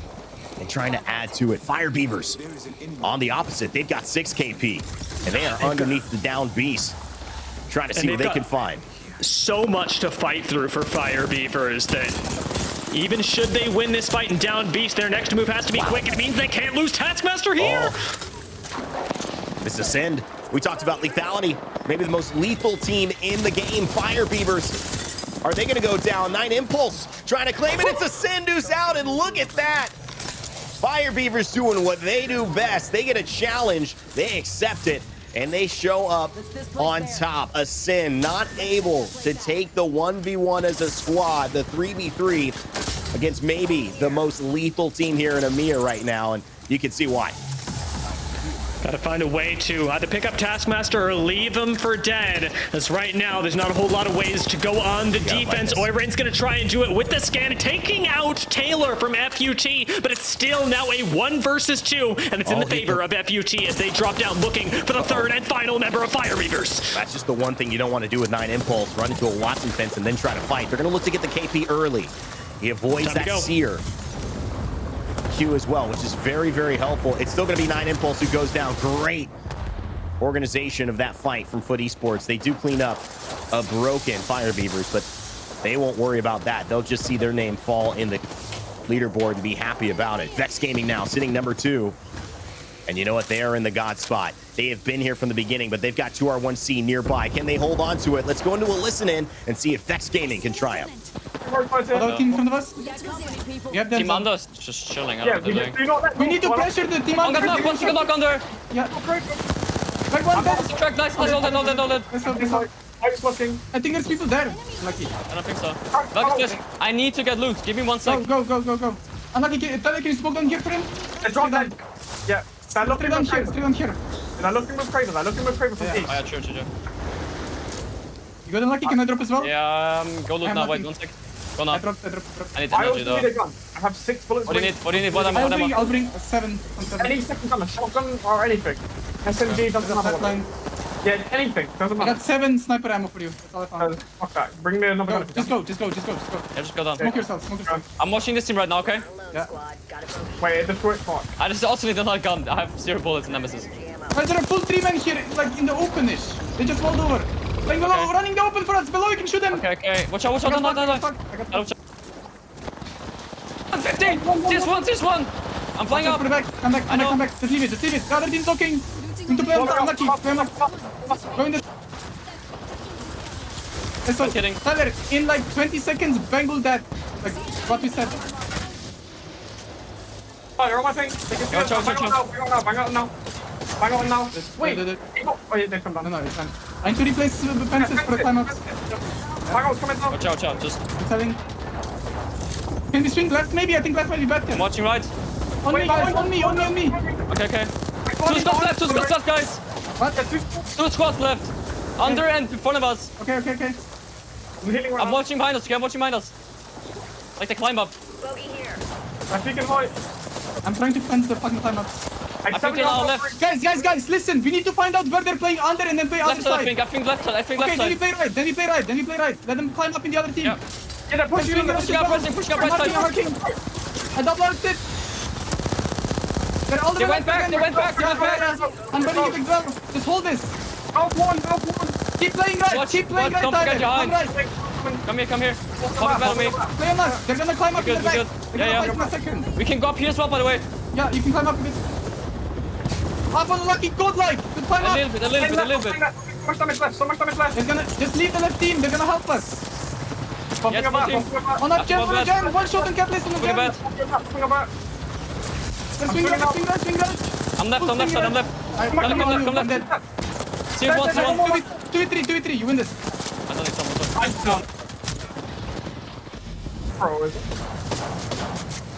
How is it a whole team or not? I mean, good game, but full team, yeah. I don't know. What is this team not again? And although Vex tried to change the course of history, it was Danish who were not going to be let go from their chances at winning game 2. What a performance from Danish, and what a great infight as well as we bring Tiff back onto the desk. Tiff, your reactions. Vex looked like they had it there, but yeah, it was Danish and Startified who caused them some trouble. Danish ultimately taking the dub. Look, well, I was just lying in wait, watching all the action happen. I just want to go back to maybe 30 minutes ago when I wrote in the message, and I said, if this zone is like what I saw in APAC North last night, Riddle won it from Danish's spot. And I don't want to say like I'm smart or anything, but yeah. Does anyone? I don't see that message, Tiff. I mean, you know, I think you're making that up. Guys, I can't confirm or deny if she made that message, but if you did, good job. You know, when it comes to what we looked at, though, Dia, this was really the game of third parties. It was not a lot of straightforward fights. We almost wish it. I think a lot of these teams expected it, but it just felt like every team was surprised over the course of that 18 to 7th place squad that somebody else was showing up to finish them off after they felt safe. Yeah, with the team density that Downed Beast gives you, it's often really deceiving. You think that you're safe because there are so many other squads in the area, but the reality is also that there's a lot of cover, and that's, I think, what really changed the way that this end game played out. You can approach from so many different angles that have cover either from underneath Downed Beast that has cover from almost everywhere. You can take fights isolated on the inside, and it's really easy to access positions like that from even spots like where Vexed were. But what surprised me was how often that was happening around the outside. A lot of teams did try and play edge during the course of this game, many of them falling on their way into zone, and it's because it's so difficult to access Downed Beast, as we talked about, because of the team density. If you're not there, it's hard to play the game. Yeah, Tiff, and you had mentioned watching this from, you know, the other perspective in APAC last night. You know, this plays a certain way, Down Beast, and well, what gave you such confidence in the fact that Danish was going to be able to pull this off?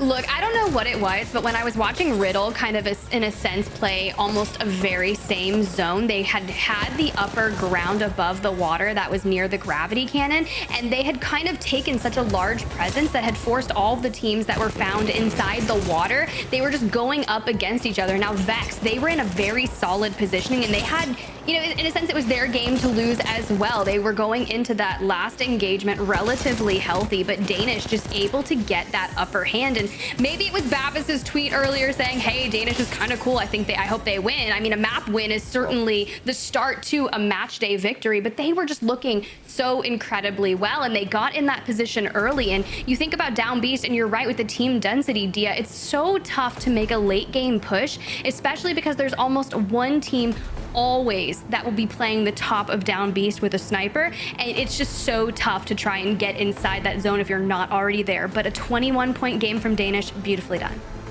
Vex Gaming, very, very close. 5 kills. They played a little bit more patiently. I commended them on their maturity, not taking that aggressiveness into every situation, playing a very safe but effective game. Startified Esports as well, getting into it. Phoenix Legacy held down that building right to the next of where the game ended, and I thought that was a great showcase of patience and smart play too.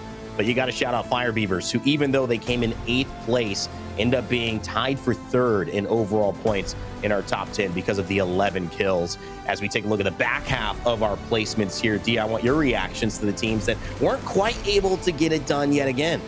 What was it that you said, Tiff, earlier? Caster curse is real? Sorry about that, Pioneers. This is a rough start to the day, and it really is unfortunate to see the way that this has played out for them, as all the teams in the bottom half. However, it's worth noting that a lot of them also have struggled to, in this second game, make their way into the zone early. There's a big correlation between those that landed close to downed beast and those that went out really fast, and it's exemplified in this 11th through 20th place. So I wouldn't be too worried about it if you are one of those squads, because even though we are approaching the latter half of the season, there's a lot of variance in Stormpoint, and next time you are sure to roll something that's at least slightly better, especially once we get onto World's Edge. There's a lot of ground to make up.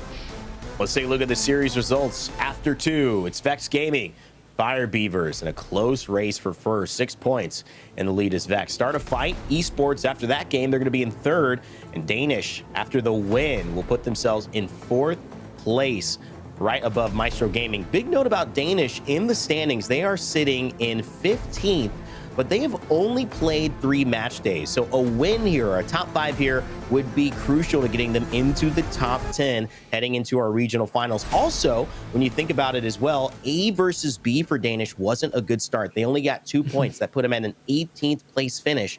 Just with 21 points, I think it's pretty impossible for them to get 18th place now. So, Tiff, Danish already looking a lot better. They've made some adjustments, and it's worked so far here in their match day 2.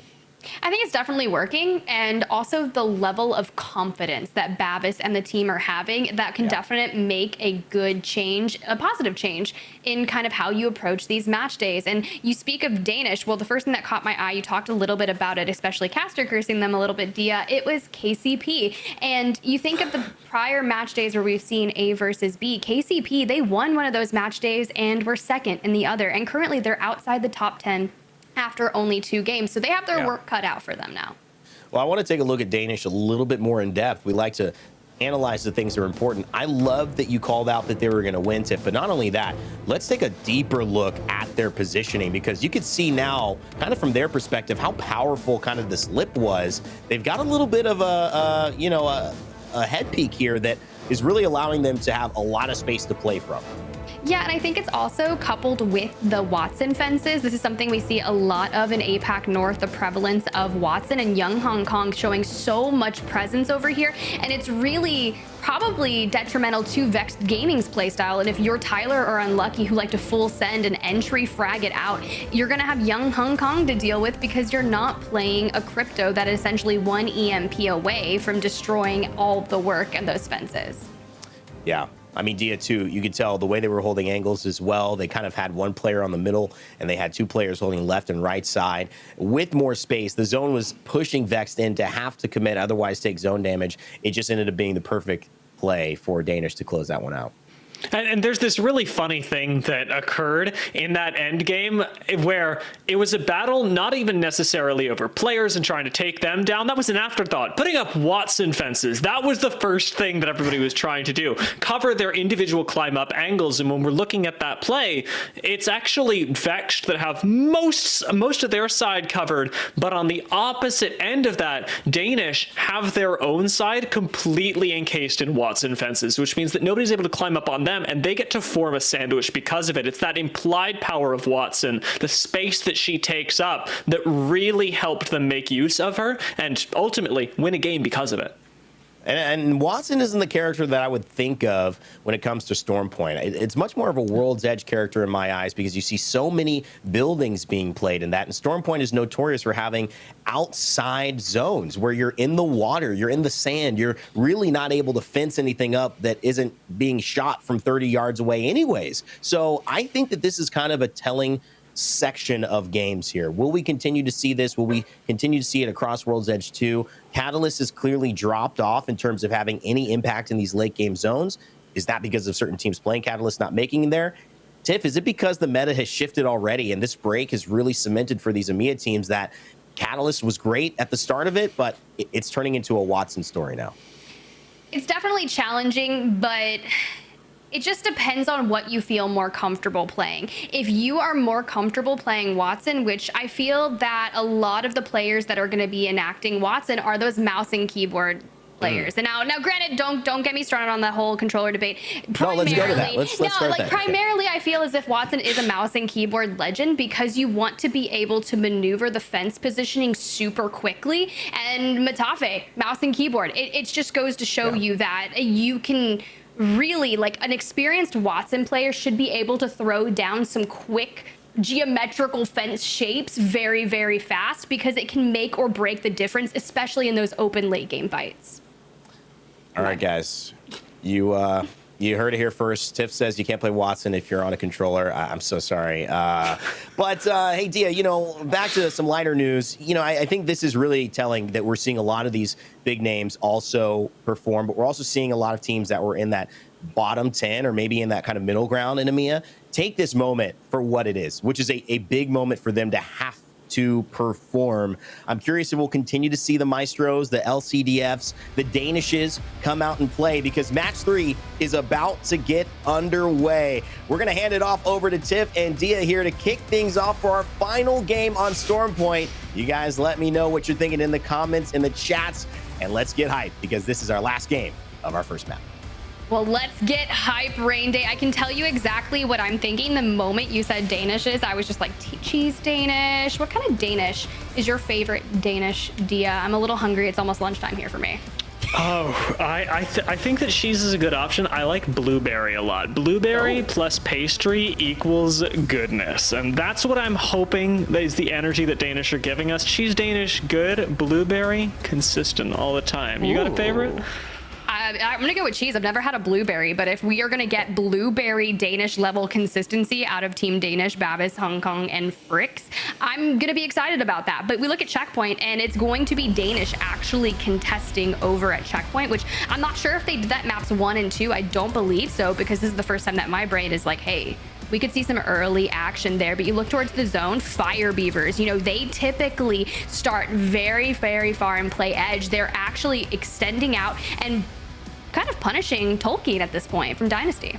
Yeah, this is a really good play, and it separates Dynasty even further, who have chosen to land very split, not opting into the lower ground of Cenote, and instead trying to take all of Millage, the associated Bean area. So picking up an early KP could be really nice, but this is equally as damaging if you're in the perspective of Dynasty. Meanwhile, Fire Reavers, they now get to inherit all of this loot with a nice easy transition down into the south side should they want it.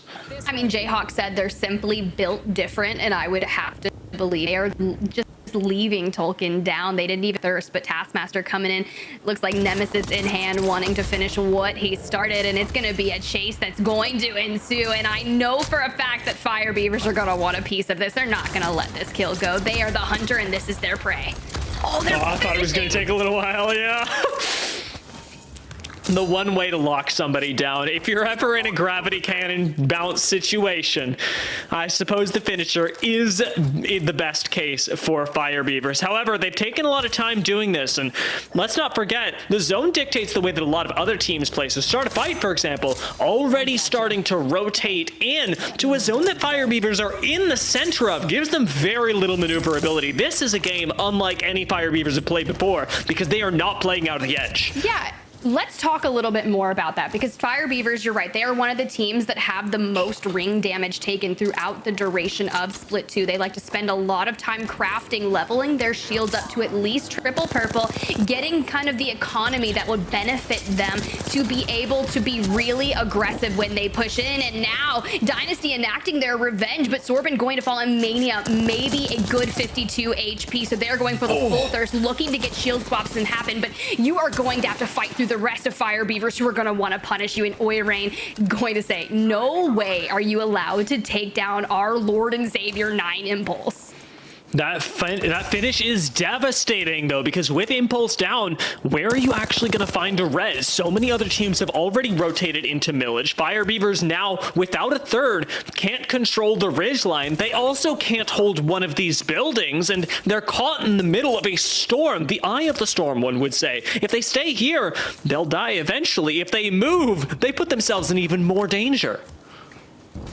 That is the tough part here, but Fire Beavers, if they're going to go down, they're at least going to take some KP with them. In map number 2, they had 11 KP, and they had finished, you know, without a good chunk of placement points, and they would rather go out early with KP than, you know, not have any KP and get maybe a top 3 finish, but they're actually going to hit that Valkyl. Now, what they could do, Dia, and it's typical of what we've seen them do on World's Edge, is do like a negative rotate and push outside of zone to maybe regain, but first they have to get through this Sky Taskmaster, taking a lot of damage, and that's the tough part. When you're in the middle of the zone and a lot of teams are pushing your way, they are going to have all the attention throughout that Valkyl. Fire Beavers do fly straight over to Cenote. As you talked about, the negativity perhaps working for them here. Vexed saw them do it, so did Totem. And Phoenix Legacy watching from inside Millage. Game of Drones, however, a different approach is sitting over by Mill. They should be able to play slower side of this ring. Be right next to Vexed should they survive. KCP actually causing some serious problems right now. They need to have a really good monumental ISO fight and keep this just a 3v3 and avoid any 3Ps. But you can see Nasky with some early damage out, really doing well. Typically it's Zane, the entry fragger, but now Torj and Jules just completely decimate KCP, and now it's a one-man standing. Zane made a big standing up in London, showing his fragging potential and the clutch ability factors. Zane stocks going up. We said it at the start of the stream, but he already has the most damage per game of any player in EMEA. He's already halfway to it in the course of that one short fight. With a third party incoming though, KCP's life doesn't get a whole lot easier. Dell's going to be able to escape. I don't believe they got Nasky up, and in fact, Dell gets knocked, maybe pushing the dial forward a little for ANC outplayed. They got a lot more confidence now because they know there is that many fewer players standing between them and a squad wipe. Ooh, this is going to be really challenging. KCP likes to extend out to these 3 buildings where the respawn beacon is to kind of make their resets, but Outplayed is not going to allow them the ability to get that going. You can see the finish coming out. It's Shex. So Zane does have Nasky's banner, unfortunately does not have Dell's, and is relegated to that solo playstyle. Does have a mobile respawn. So what I would like to see him do, and what he may be doing here, is going to the high ground, calling in the respawn beacon, or going to utilize the forefront one here. Bring back Nasky, let him loot up, and they can potentially go 2v3 Outplayed, or just play their life for now. We'll see what the choice ends up being once Nasky hits the ground running, and running they will have to be, as other teams will take note of this, and you want to rotate out if you're as fast as possible. There's another situation where I'm hoping for a little bit more legend diversity as we get later on into the season, as we approach playoffs, Tiff, because this is a problem that actually is pretty frequent in the Pro League, and it's a problem that support legends can solve really, really easily by being able to craft banners. We don't see nearly enough of it, and right now we got to pull a scuffed thing like this. Let's see if they can find the banner of Dell, or if they get gate capped on the landing. Well, the question is Outplayed banner camping? And if they are, that's absolutely great, but I love the use of the ultimate to try and get closer. You can use the passive that'll show you where all the players are, but I don't think they're going to have enough time to get Dell's banner, so they will be relegated to a duo, and kind of punishing, just taking some poke fire. This is going to help you get that armor information of the team that is setting up shop nearby you. And Nasky sitting on a white, just coming back in from the realm of the Shadow Realm, I guess. That's where you go. Where do the legends go when they drop from the lobby, Dia? I like to think that there's a nice room with a TV and some refreshments. It's like on Hell's Kitchen when you win a round and you get to sit back and watch the other contestants. That's where it is. I like to think that there are happier things ahead of them than being shot in the face. That sounds a little better than a Shadow Realm where it's all dark and gloomy. Yeah. My little Yu-Gi-Oh days showing from back in. But LCDF currently 6th overall on the day after 2 maps, just on the outskirts up top of Checkpoint. And you can get a lot of information there. Checkpoint's one of those POIs on Stormpoint that gets a good chunk of beacon spawns. So Danish, let's see if they can carry their momentum forward as they look to get into a little bit of scuffle. do have a building set up and Watson to defend it. It's a great spot for Danish, especially considering that the ring is continuing to pull in their direction. They're actually dead center of what is a pretty common zone close. And so if they do have that read, which I don't believe they do, as many squads will not at this point, you're able to set up real nicely. There's still plenty of space around Danish if anybody wants to set up a nice neighborly exchange. We do have plenty of other squads, however, that are going to be rotating in from the zone, perhaps from the red, as we already know the Heroes and Fire Beavers are in a fight over by Cenote, and FUT are starting to make their way through Jurassic. Sitting on triple purple, I like the aggression on their rotation that they need to have. This is a challenging area of the map, in my opinion. You can see the information that we're gathering. I heard a shotgun go off, so you have to keep in mind, hey, that player's got a shotgun. I don't really want to close the distance and potentially let that happen. We cut on over to Nisa's POV. It's going to be Morning Stars, and they're the ones with the shotgun in hand. So Liffen needs to find some good opening damage, currently only sitting on 35, and the economy is really nice. They have the Digi Threat available to utilize, and I just feel as if this is a little bit of a standoff by this door. Someone is going to have to make a move first. Should be. If you are running Gibby, you always want a shotgun. Being able to make any battle a close range one with the bubble, a crucial cooldown that has not, as of yet, been expended. FUT do get kept away from this doorway as well, but the Ash Trap right in the way, expiring a few seconds later. The time that this is taking, though, heavily forgiven by the fact that they're playing around the edge of zone. Not a whole lot of other teams are paying attention to this, and it's working in their favor, but the shotgun may not. Liffen in a very dangerous situation right now.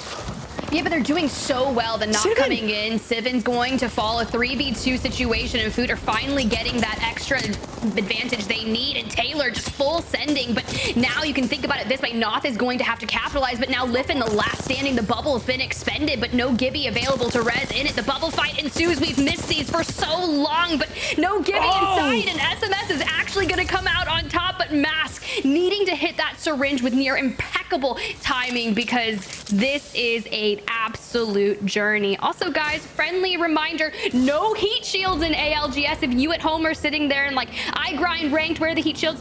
No heat shields in ALGS, baby. One more shot would have done it because of that, actually. Would have done both teams in, and Eternal in this case may actually be losing one, as we've got the rotation in from down B. Psych able to pick up the singular so far. After getting picked up, it's going to be a slow rotate in from them. Medkit actually a little bit risky on zone 2, but he did pop it as soon as he got up. And Eternal lose another. Going to have to tank a little bit of zone as well and hope that they can survive through the seat defense. Horizon is sitting in near perfect positioning to make this a punishing engagement, and LCDF is going to have their work completely cut out for them. I love Psyche utilizing the bang smokes to kind of back away and heal inside zone. It's smart, right? That Phoenix kit's gonna take at least 10 seconds to pop off, and now without a shield and without a health, that was the perfect choice for them, and they don't really have too much left. 1 Phoenix kit and 4 bats. That's nice, right? You craft up, you want to go into the end game zone with at least 4 to 6 bats, but everyone's health looking a little detrimental, and Horizon's not going to extend out into the zone. Remember, we had Phoenix on the broadcast and he was like, I guess we're a zone team now, but really edge here at this point. Yeah, he forced into it out of checkpoint, and their rotation in is becoming more complex by the second, as there's fewer and fewer spots for these teams to occupy. There's going to be relatively little, as it does seem that we're pulling a little bit towards Central Mill, giving a lot of teams perhaps on the low ground like Danish the opportunity for the next few seconds to rotate in before they are utterly out of the zone. Nice shots out of PXL, though, as Alpha Draft does pick up that knock. Start a fight, perhaps on their last legs.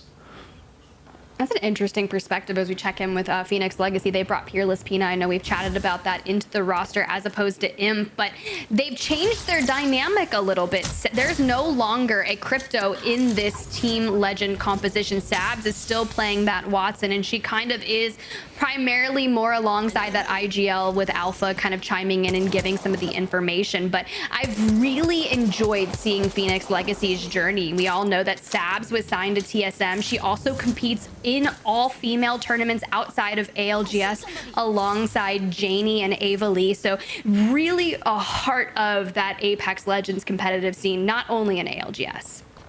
Yeah, this is a really good week for them as well. The TSM ladies squad did exceptionally over the course of the past 7 days, and Sabs gets to continue that here, albeit in a different perspective. Start a fight, make their way in, picking up hopefully a knock right here. They've actually got a really sweet angle with the course of this blast. Wall pops to the other side of it, but does just have one left as Wickedsick didn't go on the push. How do we feel about that, Dia? Now, typically a seer won't be that entry fragger or the refragger. They're typically the anchor that's looking for the information. And with post-kill last alive for the Ascend, I have seen less crazy things happen. They would leave alive the one legend that has the gold knockdown, so that when push comes to shove, that reset is coming into Ascend here. They're currently 14th place overall on the day. A rather lackluster beginning, but they're so consistent. I can imagine Kashera right now just completely IGLing crazily, making that happen and start a fight punished for their push onto Ascend. But the repeat? Is this not the repeat we're getting? Amen. Phoenix Legacy show up, and they're the ones that really benefit off of this. That's a great gen as well defensively, but they don't have the fences up. Heroes, push them and go down. Hey, yo, Heroes, what were you trying to do? Meanwhile, Vexed eliminates Fire Beavers as they make their rotation in, and they're going to be pushing straight into Phoenix Legacy here in just a second. And I don't think that they need to extend out that way, because Phoenix Legacy is typically just a little further out of the zone, and Tyler, FPS, and co are going to have to cross towards that next zone, which is very, very open. So we think back to the building that Danish took very early on, right? That is such prio to the next zone, but it'd be interesting to see where KCP went, because they land the mill, right? So if that zone is pulling at any given point that way, I'd imagine that Nasky is like, I know exactly what needs to be played to find success in the end game. It's really nice to see that they've actually found a decent position. However, Morning Stars are fighting for theirs up on this ridge line, in a lot of trouble as well. Let's see if they survive this, as now they're just down to Mask. Sivin and Mask have already taken down 2 members of Maestro, so this is a 1v1 situation, and Mask is going to have to make it happen. But unfortunately, Morning Stars and Maestro both going out at the hands of another team. It's going to be Alliance that was chiming in with some long distance shots, I believe, from the Nemesis, and now Phoenix Legacy caught out in the open as Vex decides to turn their attention to them. And this is going to be challenging, because you have to remember it's so hardcore and open over here, and Alliance is in a nearby vicinity, and they want a piece. Bro, who does that? Tyler coming over the top of the rock, caught Phoenix Legacy completely off guard, and they finished that fight miraculously in time to keep Alliance from third-partying it effectively. They were just on the other side of the rock, but now Vexed get their own rotation in, and one that should actually put them in a pretty decent position. They've got fence lines, they've got rocks to play, they got to deal with Horizon, however, and Alliance coming in from behind. Yeah, but you can see the Rolling Thunder going out, and Tyler FPS finding it solid LOLs to deal a lot of initial damage, which will force Horizon Union to back away. Vex Gaming wants this God Rock in the next zone. You can see that rotation that they're pushing back towards that building on the outskirts of the zone. Burned their Catalyst wall. A Seer ult has already been utilized, and it's getting to the end game. They need to make sure that they have ultimate accelerants available to them to resupply on those ultimates, because you do not... well, I mean, unfortunately, you're just down anyways. Horizon Union are going to be bled out from a combination of Vex and KCP. So Nasky and Zane, that duo that has been alive since losing out on Sir Del at the very beginning, is finding KP throughout this journey. Quick headshot does keep Matafe honest.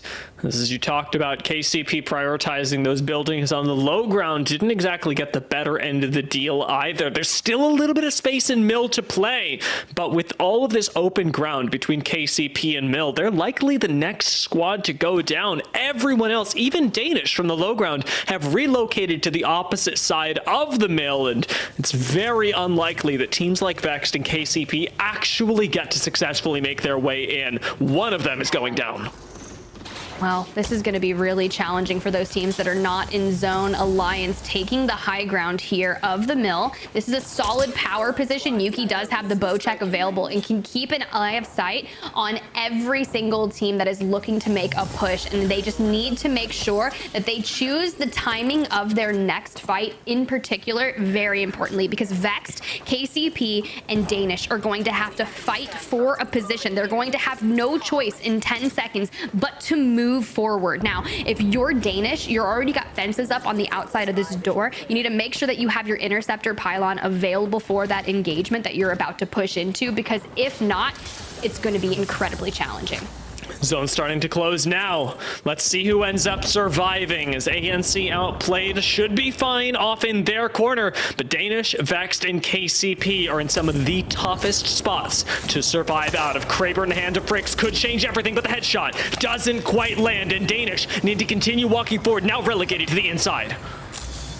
They're going to be pushing on to a plethora of teams. 2R1C alive, LCDF alive, Vexed alive, KCP Zane trying to walk up on the outskirts as well. So you need to force the hand. Alliance is essentially going to 3P whichever team decides to engage first. And they're from the high ground. Bavis from Danish already down to shield crack going out on the Watson. They don't need to drop on the high ground just yet, deal enough damage. But LCDF being punished from every angle. There's no way for them to go, but the digi threat is going to help to get some of that line of sight throughout the smokes, but you have one smoke available for your utilization to provide some safe cover. And shockingly, KCP and Vexed both managed to make it in. Danish, the only one outside of zone that was not cold in the interim. Now that we have this next exit, ANC outplayed have had the chillest time of their lives sitting around the outside of mill, waiting since they vacated KCP from it. But now things are going to come to a head, and their cover is going to very quickly melt away towards this final zone. I feel like when your macro is on point, the kills will just come, and at this point, Outplayed is playing it incredibly safe. As long as they can force everyone on the other side of the mill to start fighting, they can just pick up some KP here and there. But once again, we have the gold knockdown in the hands of Matafe, but not able to get Tyler FPS back up on their feet. Unlucky, taking a lot of damage. Looks like Interceptor Pylon has burned through all 250 HP of shields available to them. It might be... Oh, why are you doing this? You know what? It's working. It's working. Back up on their feet, but unfortunately they're going to be survived by an onslaught. It's Alliance turning their attention onto Vex. This is a very heavily controversial 3v3. This team ran into each other so much during Split 1. We constantly saw them fight, and now it's vengeful. Hack is going to fall, but Yuki and Effect are the slayers that are going to be living, forced to drop down to the low ground, but Yuki still has that Kraber. The phase bridge would have been so important. Without their third, can Alliance actually relocate? Lecite de France finding a push right now on the indoor is going to be double swung on, but Psycop does God's work, trying to stay alive for as long as possible. Ultimately going down to 2R1C, still alive on the inside as ANC outplayed. Take to the outer corners of this ring, the small rocks waiting for the game to come to them. Tiff, surely this is ANC outplayed's game to win. Hey, the macro on point now. They're so healthy, able to push in. No digi threat available for the Volt, but it doesn't matter. They're able to deal a significant amount of damage. 2R1C is out. Now Outplayed must turn their attention to the remnants of KCP, and just like that, Outplayed are your map 3 victors after a well-patient game there. Patience, patience, patience. I love that you use the word, because it's exactly what gives ANC outplayed their victory. Rain Day.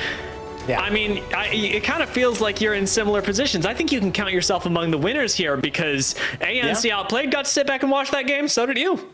Yeah, that's exactly right. And, you know, I was going to disagree with you by saying patience is the name of the game. I have no patience. I want to get immediately into the results of this day, because I am really hyped at looking at whether this is going to continue with these teams on the backside of these standings outperforming some of our top teams. Albeit Vex really having a star-studded performance. But yeah, ANC outplayed the best position ever. We finally saw a catalyst wall in the end zone and ended up working out really well for that team. So will that be a trend heading into our next 3 on World's Edge? Tiff, I do want to bring it back, though, because we did see several teams with decent positions. We saw Vex on the high ground. They lost out. 2R1C, a team we had highlighted, we'll talk about a little later as well. They were in a good spot. They ended up going down 2 in the skirmish. Some of these teams having some really good spots here. How much of a vote of confidence to be in those spots is it for you, or how much of a vote of still some things to work on for having great spots, but not getting the W twice now with Vex in what could have been one of the better spots in the game? Some of these endgame pulls have been absolutely atrocious, and it seems as if the zones are constantly updating, which they are. So you look at what is available in that endgame zone and what your knowledge base consists, and I think that the buildings that KCP, especially Danish as well, that would have been a really solid choice, because Nasky and Co from KCP, they land mill. Typically they'll get some information, and usually once they see the next ring pool, Nasky will just be like, we need to play here. This is how we're going to win the game. This is the perfect building for us. And as you progress later through that game, the teams that get maybe that map scan in ring 3 or ring 4 can see what is free, where the people are kind of really populating around, and that's where it gets tough, because we saw Danish elect to make a decision where they move out from the building and go on the left side of the mill.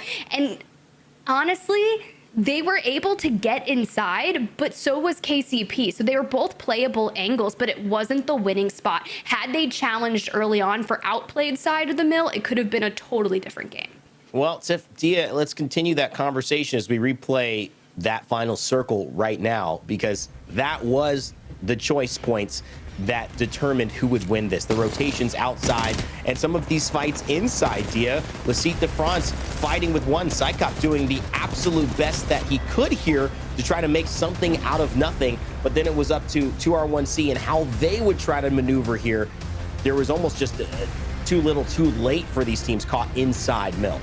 And this is one of those things that when we do have building heavy zones tends to occur. Multiple squads coexisting in the same place means that when all the chips are on the table, once you lose a member, as Alliance, for example, did on the high ground, it's just go, go, go, go, go. Because you have to collect as much KP as physically possible before your team inevitably gets cold. You know that there are always going to be squads of 3 like ANC around the outside to pick up the win, and that's what they ultimately did. 5 kills to their name, not a bad finish considering how they played this one out. At 50 points for KCP, 15 points for Alliance.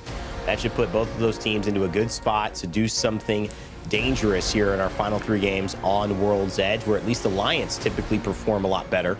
2R1C talked about the sub coming in, Thorfinn being introduced to the squad in place of Viex.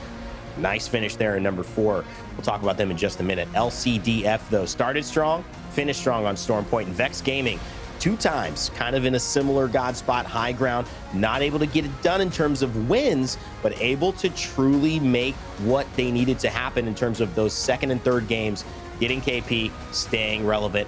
This finishes off with Horizon Union, Phoenix Legacy, Maestro, and Danish. As we go to the backside, Tiff, teams to look at. Fire Beavers, you don't usually see them down there. You definitely don't, but it was kind of an interesting game for them, completely out of their element. They play very, very heavy zone and work on crafting up their economy, their shields, making sure that they have all the attachments that they need for their weapons, the number of bats, and then they'll go on that aggressive kind of out on the outskirts. But they had dead center of zone and had elected to kind of land on Tolkien from Dynasty, and from there things just did not align as people had started their early rotations in, as essentially the time was progressing throughout this map. And it was just rather unfortunate that this was not a good game for their style. The overall standings after, Dia, I want to get your comments on how it looks after 3 here in Europe. It's worth noting that despite the fact that, say, for example, Fire Beavers didn't have the best game just in game number 3, still incredibly consistent. Maestro, however, also coming up and start a fight right next to them. With Danish here, I think that the narrative that we talked about at the start is really shining through here, Rain Day. There are a lot of teams that perhaps haven't had the best season that are making this push, that are getting the second wind underneath them with their recent competitive streak, and now are starting to make that known on the ALGS stage. When we transition to World's Edge, however, I do expect that our top performing teams will have an easier time, as so many of them have legacy players and are more comfortable in the more traditional World's Edge. That is completely true. And what you want to see as well for teams like, ANC Outplayed, what you want to see for Lassique de France, you want to see teams like Horizon Union falling. You want to see teams like Foot Esports falling because they're currently occupying those 8th and 9th places. And so that really is the switch that you're looking for. Ascend having a bad day, it doesn't really mean much because they've got so many points. You're not really taking their spot, but certainly for Horizon Union and Foot Esports, with the way that we have seen start a fight and these squads, we're going to have to look at seeing if they can continue it and make a switch. Vex Gaming, though, what about them? They have been leading in terms of kills, in terms of damage. They've been leading in terms of points. One of the highlights, though, of them has been the performance by Tyler FPS. 13 kills in 3 games, 3 assists on the Horizon, 3,689 damage, averaging a little over 1,200 damage a game. Tiff, this is a strong start for young Tyler. This is what I want for Tyler. We know he cares a lot about being a kill leader in the EMEA region in particular, and currently coming into match day number 6, it was actually Unlucky who had the most eliminations, and I was like, Tyler, he's gonna have to answer back today and have something to say about that. So seeing him with 13 eliminations and Vex being consistently there in the end game and showing just the firepower that they have to go alongside with those calls and being able to really benefit with those fighting abilities and getting a good placement in that end game, it's just showing how well they are working as a squad together. A lot of times we see on those kill leaderboards 15, 20 kills. He's set up on a pace right now for 26 if he keeps this up. We'll see if World's Edge treats him just as kindly as Stormpoint did. Well, we talked about him at the beginning of the day. We've got a chance to talk about him now in our little halftime interim. It's 2R1C. They made some changes, and those changes have actually seemingly gone pretty smooth. They've been in some decent spots, Dia. They haven't been able to get a win yet, but I think this bodes well for Thorfinn coming into the squad and making an impact.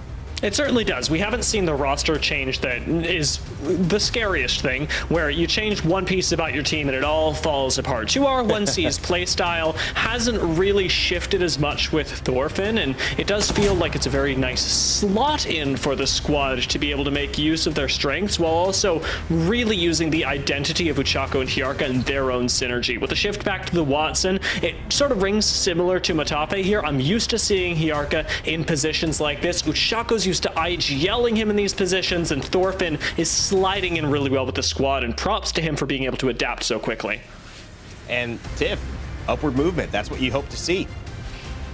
I like what I'm seeing. I'm not gonna lie, it's consistently getting better, and that's the thing. When you have a roster swap, it's going to take a couple matches to really feel like you are making those changes. And if this is going the way that this trend is going to keep trending up, I'd imagine that they're going to keep working on that team synergy and focusing on the...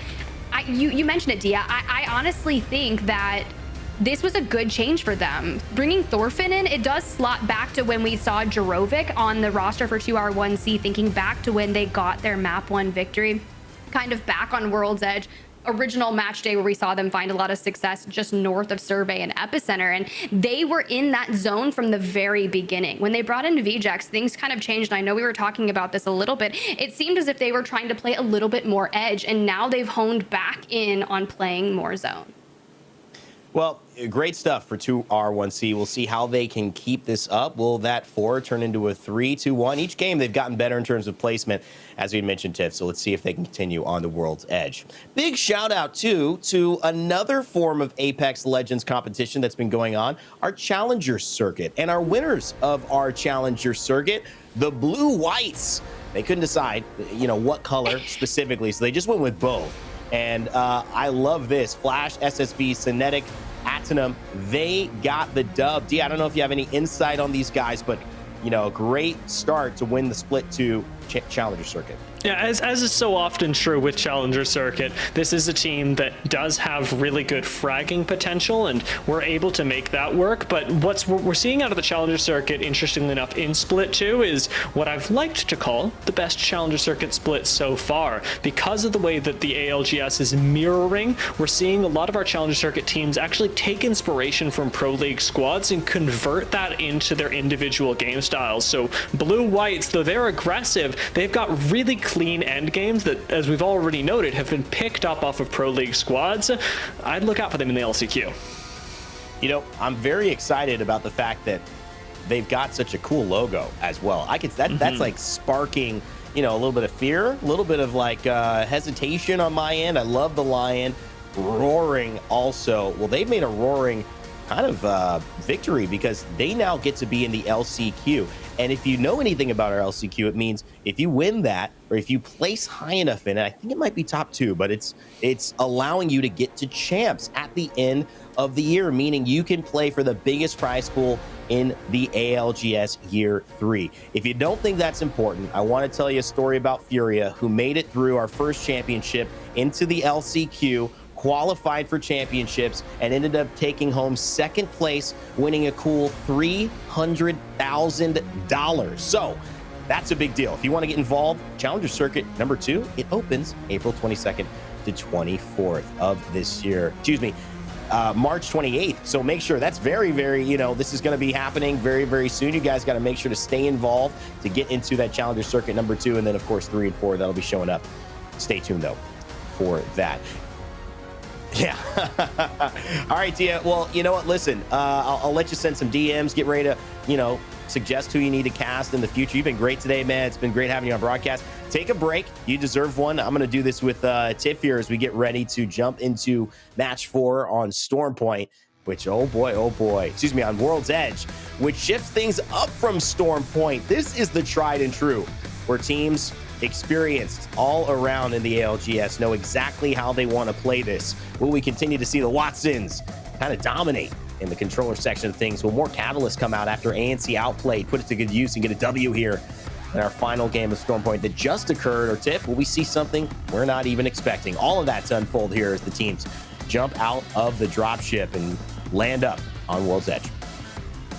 The first thing that I look at when we jump into World's Edge, it's going to be an Alliance zone. Alliance at Thermal Station. Not only do they have crafting, they have a ring console, they have a survey beacon, so they're going to have map room scans that they'll only be able to hit once. And you see that the zone is going to pull towards the tree. Now, when we think about where this zone could potentially go, Tree is set up so nicely with crafting as well, and we look at SMS, who has the dome. They're sharing both ring console and survey beacon, so a lot of rotations where people are going to be looked to gathering information before they head down there, because in a game where you have to rotate all the way south on World's Edge for the teams that are starting maybe Climatizer trials, they're going to have their work cut out for them, because look at all the teams that are going to be in their way.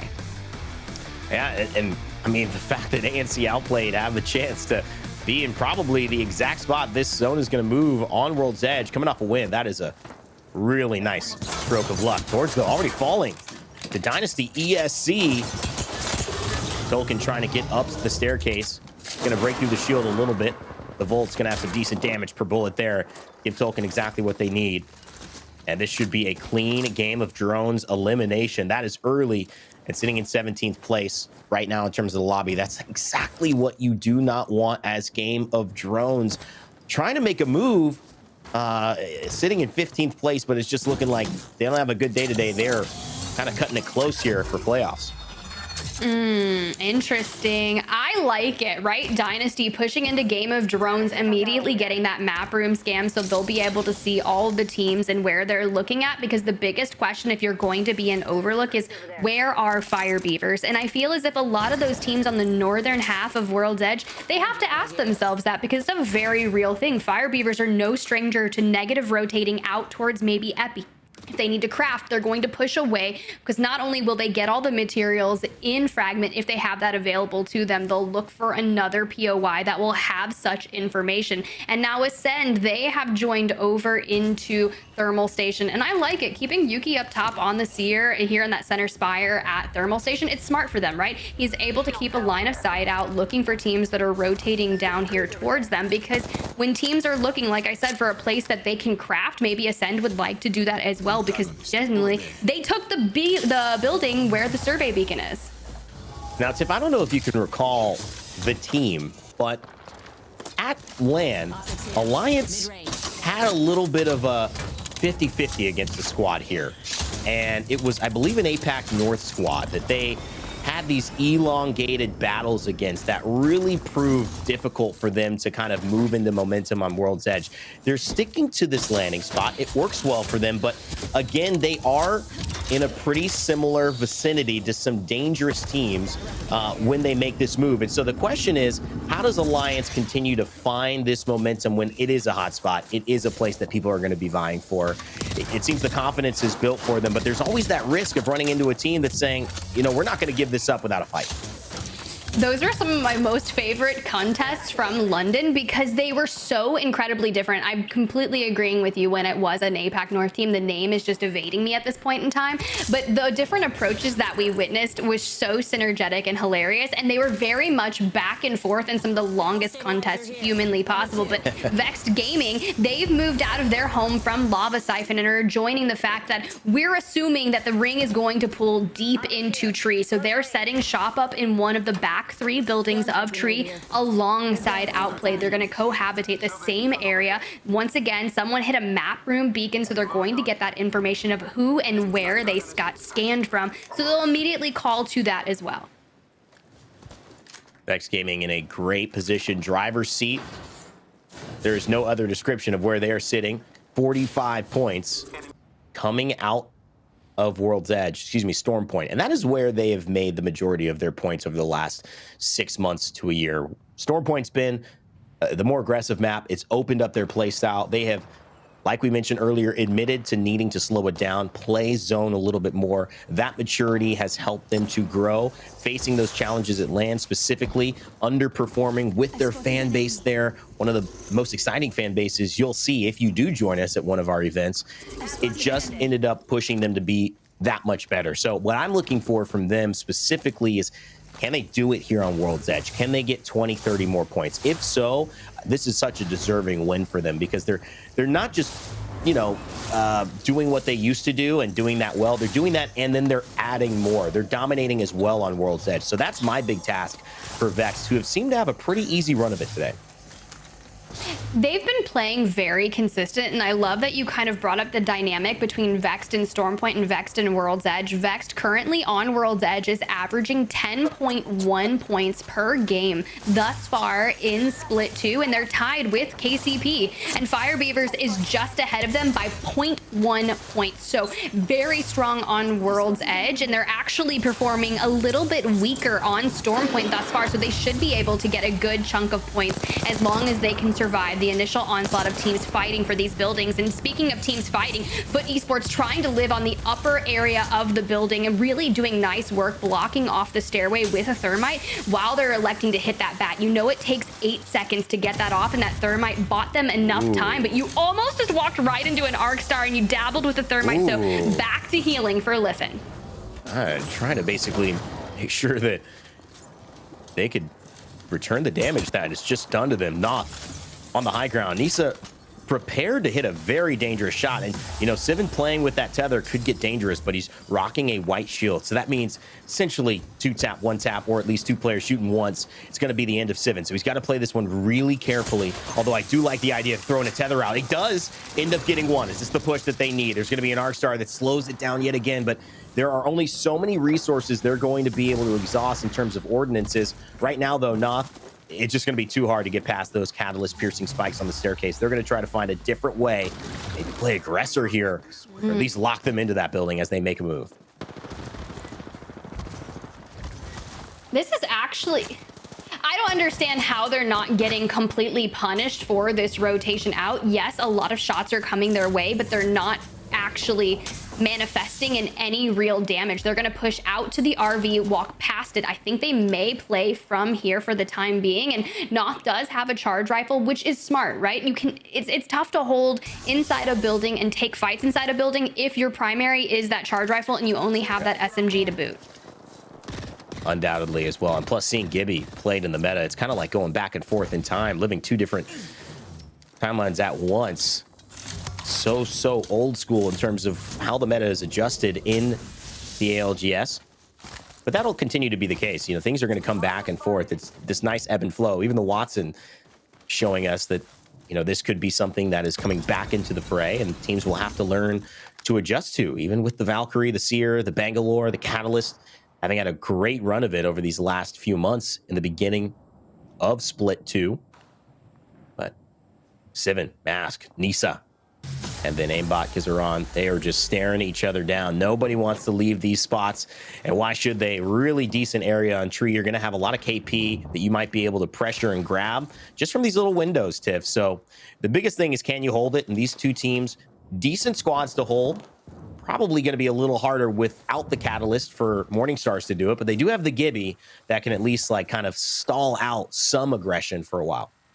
My only worry for SMS right now is their economy when it comes to shield cells, shield bats. Unfortunately, they just haven't had the ability to restock on that. So unless a team pushes them, they're able to win that engagement and take kind of what that team brought onto them. Rather unfortunate situation, but I have no doubt they should be able to hold on to that. Meanwhile, Danish looking to find a nice spot in the next zone for them to play. Typically have rotated very early, but we know Alliance was in that center spire of Thermal Station. Unfortunately, Frick's going to fall. Good catwalk, but forced to burn that a little early to get Fricks back up. We know that's going to fall, and KCP was sitting in such a solid position. This has caught their attention, and when Zane says he wants it, he's going in. Already able to get a knock onto Bavis. I don't think Danish will be able to survive this. The young gunner Zane made a big impact in playoffs, and you can see that's why KCP said this is the guy we need to bring to the next one. We need that firepower. Zane, though, wasn't really tested on receiving the firepower and getting out of it. We know he can dish it. Seems to be able to take it for now. Still on a blue, 190 till he gets to that purple. That's a big step for KCP to really be able to push these fights fully. And look who shows up. It's Ascend on the high ground. Maestro still holding out that corner. Young Hong Kong and Bavis still staying away, using the Catalyst wall to just survive. But Zane again! Oh my God! Kashik gets kicked out. And he has no chance now to stay alive. It's KCP who are going to have to try to finish this off, a 3v2, but they've got to fight through a Watson fence. Do they feel confident enough to do it? Yo, Nasky in the worst situation of his life gets completely walked up on, and now Dell with an inch and goes down to the Watson fence. Now we're looking at Zane, last standing for KCP. This is not where they want to be. They've only been able to pick up 4 KP from this mix, and Danish, the 2-man available, they're able to get inside this building. They've recovered the banner of Bavis, but hey, the reses, they're going out. We're able to get Nasky back up, and now he's going for Dell, but it's going to get canceled. And now Heroes, they're facing a little bit of an onslaught themselves. So many things happening around. KCP think they made it out. Zane doing some tremendous work. 2 1-clips. Again, that's what Zane's known for, the 1-clip king. But lots of teams all around and having sight lines. Will they be able to push? That's the question. We'll come back to that in a moment as Fire Beavers find themselves on a little fight amongst the tracks. Taskmaster with a nice head peek there. And a Nemesis fully charged up. He's going to let that one slip back down into its normal fire rate. It has 3 different tempos. Its 3rd tempo, its highest tempo, makes it the deadliest weapon in the game in terms of TTK, if you can get it there. But you're just going to have a little patience, too. Heroes not backing down either with the Rampart shields that they can play. They'll be able to hold this track for a while. So these two teams, Tiff, maybe realizing, can we get anything from this? It may just be too costly to try. We may be better off trying to rotate and just shore up our position. I think Fire Beavers realize that if they took that engagement, we have another team that's coming out of Harvester, that it could be a 3-piece scenario. And if they don't have the ability to get that fight done cleanly and with enough health, then they're just going to lose their life on that next fight. Vex Gaming, though, they've caught word of what was happening over here in this building. They want to get a piece of KCP, maybe of Danish if they're still around in the nearby vicinity. But this is challenging, right? We've seen teams play this area before, and especially GG on their last match day, they had to clear their back because that was a big win for them. But Vex, they're going to fight forward and look to take the engagement, but Unlucky gets absolutely decimated by Zane. This is a manic turn of events. You do not want to challenge Zane. He's in the absolute zone. The 1-clip king, the 1-clip kid. Either way, you want to alliterate that statement. It proves true on both sides. Zane finishes off Unlucky.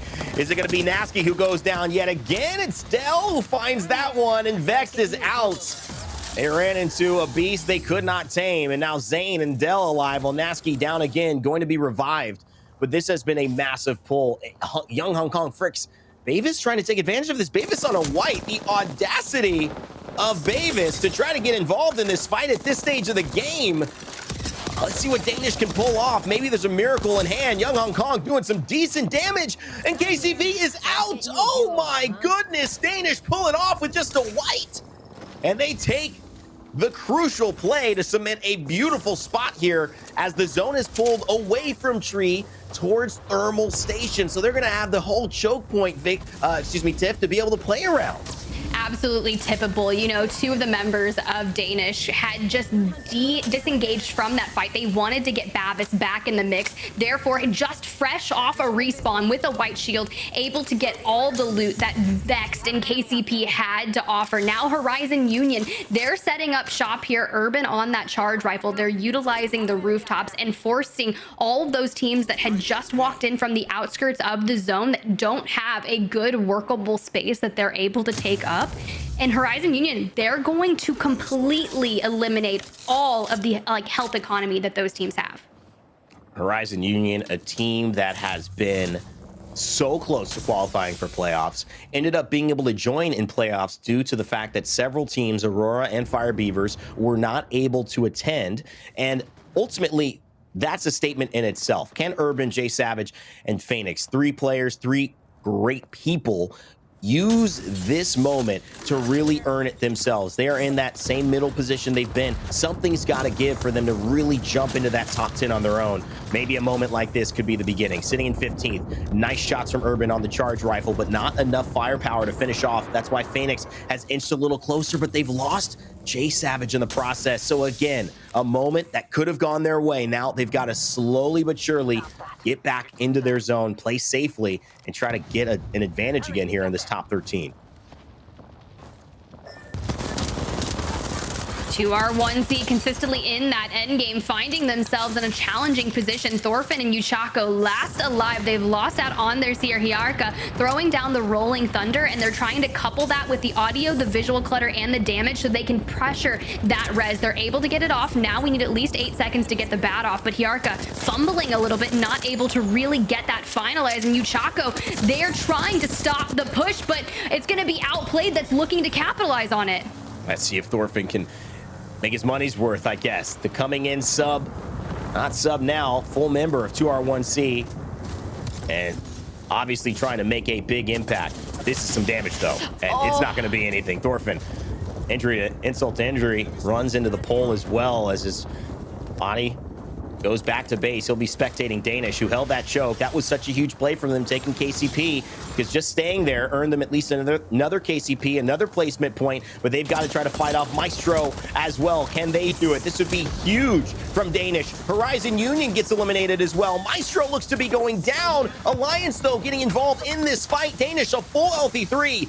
And I think, Tiff, this is Danish's route to lose here. They've got high ground. They've got nice head peaks. I think this is going to be very tough for Alliance and Squad to get them out of this position, especially with the zone pulling towards them. Look, all I know is I saw a Pathfinder grappling for their life, but unfortunately it wasn't going to be enough. Danish able to move towards the next zone, deal a lot of outgoing damage, and prioritize their healing, but they need to make sure that they are not getting exposed and out in the open for too long. Foot Esports is starting to pressure Alliance as they make their way out of thermal station. Noth on that charge rifle, able to grab a knock. A Thernal going to fall. Fire Beavers is out. 2R1C is out. So many teams have fallen in a matter of 30 seconds. And Reply Totem is joining them in Danish. If they can stay healthy, wall bounce for their life over that. A little hardcore parkour action for Bavis.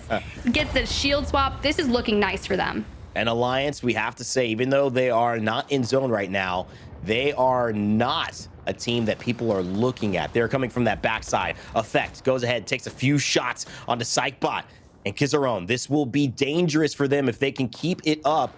Because yes, although they are being pressured and seen, Effect's firepower is giving Alliance the ability to climb up uncontested with Yuki and Hockey's on the trail. So Yuki taking too much damage, he will back off. Still on the top side, Young Hong Kong, Fricks, and Bavis with the Catalyst, waiting to see who will climb up from this as the victor and challenge them on the high ground. But maybe Alliance here just has the best position to be able to wait it out and fire these shots. Effect looking to get it. He will take down Psychbot. And this is huge for Alliance if they can keep this up. Maybe it's the best positioning, or maybe it's Effect being an absolute nuisance. This fragger has everyone shaking. The one name that I heard the most when I was in London was Effect, and it was from North America. Every region, they were like, Effect is him. And now we're getting to see this trio in full form here. I can't imagine what the next playoffs will look like for this team, because they are so dynamic. It's so exciting to see, and they are so adaptable. Being able to play whichever legend that Hackis and Co decide, you know, bringing in Ash, you had Yuki on Rampart at one point, and we had Yuki on the broadcast, and Yuki was like, you'll never know what's going to happen, right? What we're going to pull out of our hat next, and hey, it's working. I really think that this is Alliance's game to lose right now, unless Bavis and them make a massive, massive move. LCDF has gone down, but Foot is facing, you know, I think them a little bit more, and I don't think Foot would want to drop to low ground here. So I think Foot's going to try to clear off their high ground. Catalyst wall could be open. We know Liffen and Taylor and Noth are playing with one, but so is Danish. They've also got a Catalyst wall. So how do we see these two things intersect? It's going to get a little geometric here in a moment. These walls are probably going to set up the fate of these teams. Also have an exhibit from Seer to play around. Skyward Dive will not make any difference at this point in the game, but Alliance Effect, if he's him, Tiff, having a Kraber, it's going to make it even worse for the rest of the lobby. He is Himothy Rain Day. It is true. Missile swarms going out. 4 bullets in the chamber for the Kraber. We just want to see a couple connects, maybe a headshot, maybe a body shot. He knows a player's up there, and he was just waiting for a nice cheeky line of sight, but not going to get it there. But the cat wall, 1 goes out, 3 left. And I like it because when people are aware of a Kraber, they're going to be very hyper aware of how they peek out. In 141 bullet left in the chamber. You need to burn it here, swap to another weapon that you're going to find useful. You can see he's already dropped it. So now we need another weapon for Effect. Imagine though, that Kraber, he hit a tether, easy Kraber shot right there. That is the type of potential that you have with an Ash. And I am surprised. The Foot dropping to the low ground. I think they figured they weren't going to be able to win that. So might just be playing for second place here. Let Alliance and Danish fight it out. And that seems exactly like what they're going to do. So a bit of a tactical play. Not trying to risk it all. You can't doubt them. They need some points, and they're going to get some. Danish, though, on the high ground with a Catalyst wall from Bavis. What can they do? Alliance has been playing phenomenally well here, and it looks like they just may get Fricks. That would be it. A tether still available. Fricks gets hit by an Arc Star. Alliance still on the pressure. Young Hong Kong trying to stay alive. They get it off somehow. None of these teams have dropped, but you would imagine that it is Young Effect who might just have the biggest impact in this one. He goes from 9 kills to 10 kills, and it's Foot Esports who were playing for second. No, they were playing for first. They just did it behind your back. As Alliance will certainly take first in points, but Foot will grab the victory. That was extremely well played for them. I love that we were talking about the fact that they dove down on the low ground, and Dia, you were waiting, so I'm curious to hear your perspective of that kind of rotation for them. It was wild to watch that game because I've got you guys on one side and I've got the mini map on the other, and I'm sitting there watching actually Le Site de France for the first 10-15 minutes of the map because they're sat dead center of the zone, and Alliance coming up and ruining their day was something that I never had anticipated. To watch Foot then do the exact same thing that Alliance did, but to them it was insult to injury. Although, as you said, Alliance had a good game, Foot really won the mental battle there. Yeah, that's totally true. I mean, Alliance, you're right, did the exact same thing to Le Site de France that happened to them. You almost figure if you do it to a team, you got to be worried that a team's going to do it to you. That is not how it goes. Even just having briefly for moments players who are in the ALGS, like Monsoon, like Phoenix, you know, like Graceful, talk to us about these moment-to-moment decisions. It's chaos. You are not planning and seeing and observing the way that we almost present this league, because you are in the thick of things. You are in the trenches. And so you don't be surprised that Alliance go for finishing off the team in front of them and get a little surprise. Plus, hey, a 1v1 with Effect versus Taylor coming up. I think we have a chance here. Let's clear this out and take our best strategy, which is finishing off a full team, 3 full KP in front of us. But what a showcase, Tiff. I mean, your reactions to that last one, because I thought Alliance were certainly going to win it. I thought Foot, though, would have pressed Danish up on the high ground. They just decided a different round. It ended up being the one that won the game.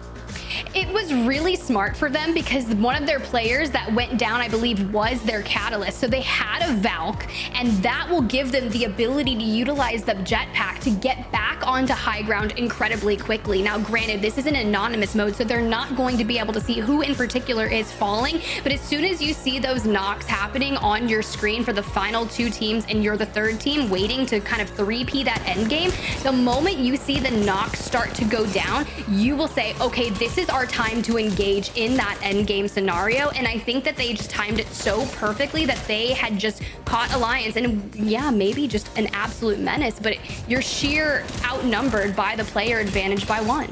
I will say Danish, in my opinion, had maybe the best game outside of the other 2 that were in this final four. That's put well, they do a lot with little. Yeah, the Danish were taking down cases, holding that choke, taking down Maestro, and they almost ran through a lot of the lobby. Super aggressive, and Randy, I mean, they were very close to just straight up winning as well. The way that they were able to play and survive for so long on the high ground, and then the transition down onto the low as well, changed the course of the game, and actually ultimately was what gave Alliance 2nd place, because they had to waste so much time, energy to uproot a squad that was just sitting on the edge of the zone, refusing to die.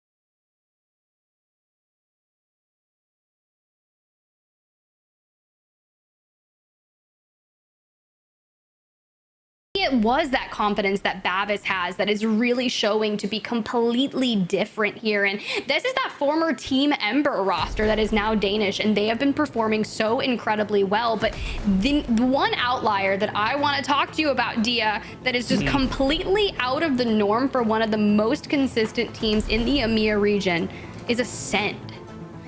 Yeah, I was really surprised by their results today, and it happened almost accidentally. Ascend haven't really been the focus. They haven't been running the lobbies in the way that we're so used to, and I'm not sure what it is that's causing it, because looking at their games from the outside in, we have so much data, and yet we don't know what's going on inside these players' heads. And Apex Legends is such an emotional game that, as you're so fond of saying, Tiff, that there are some real life circumstances that very well could be affecting Ascend and their play today.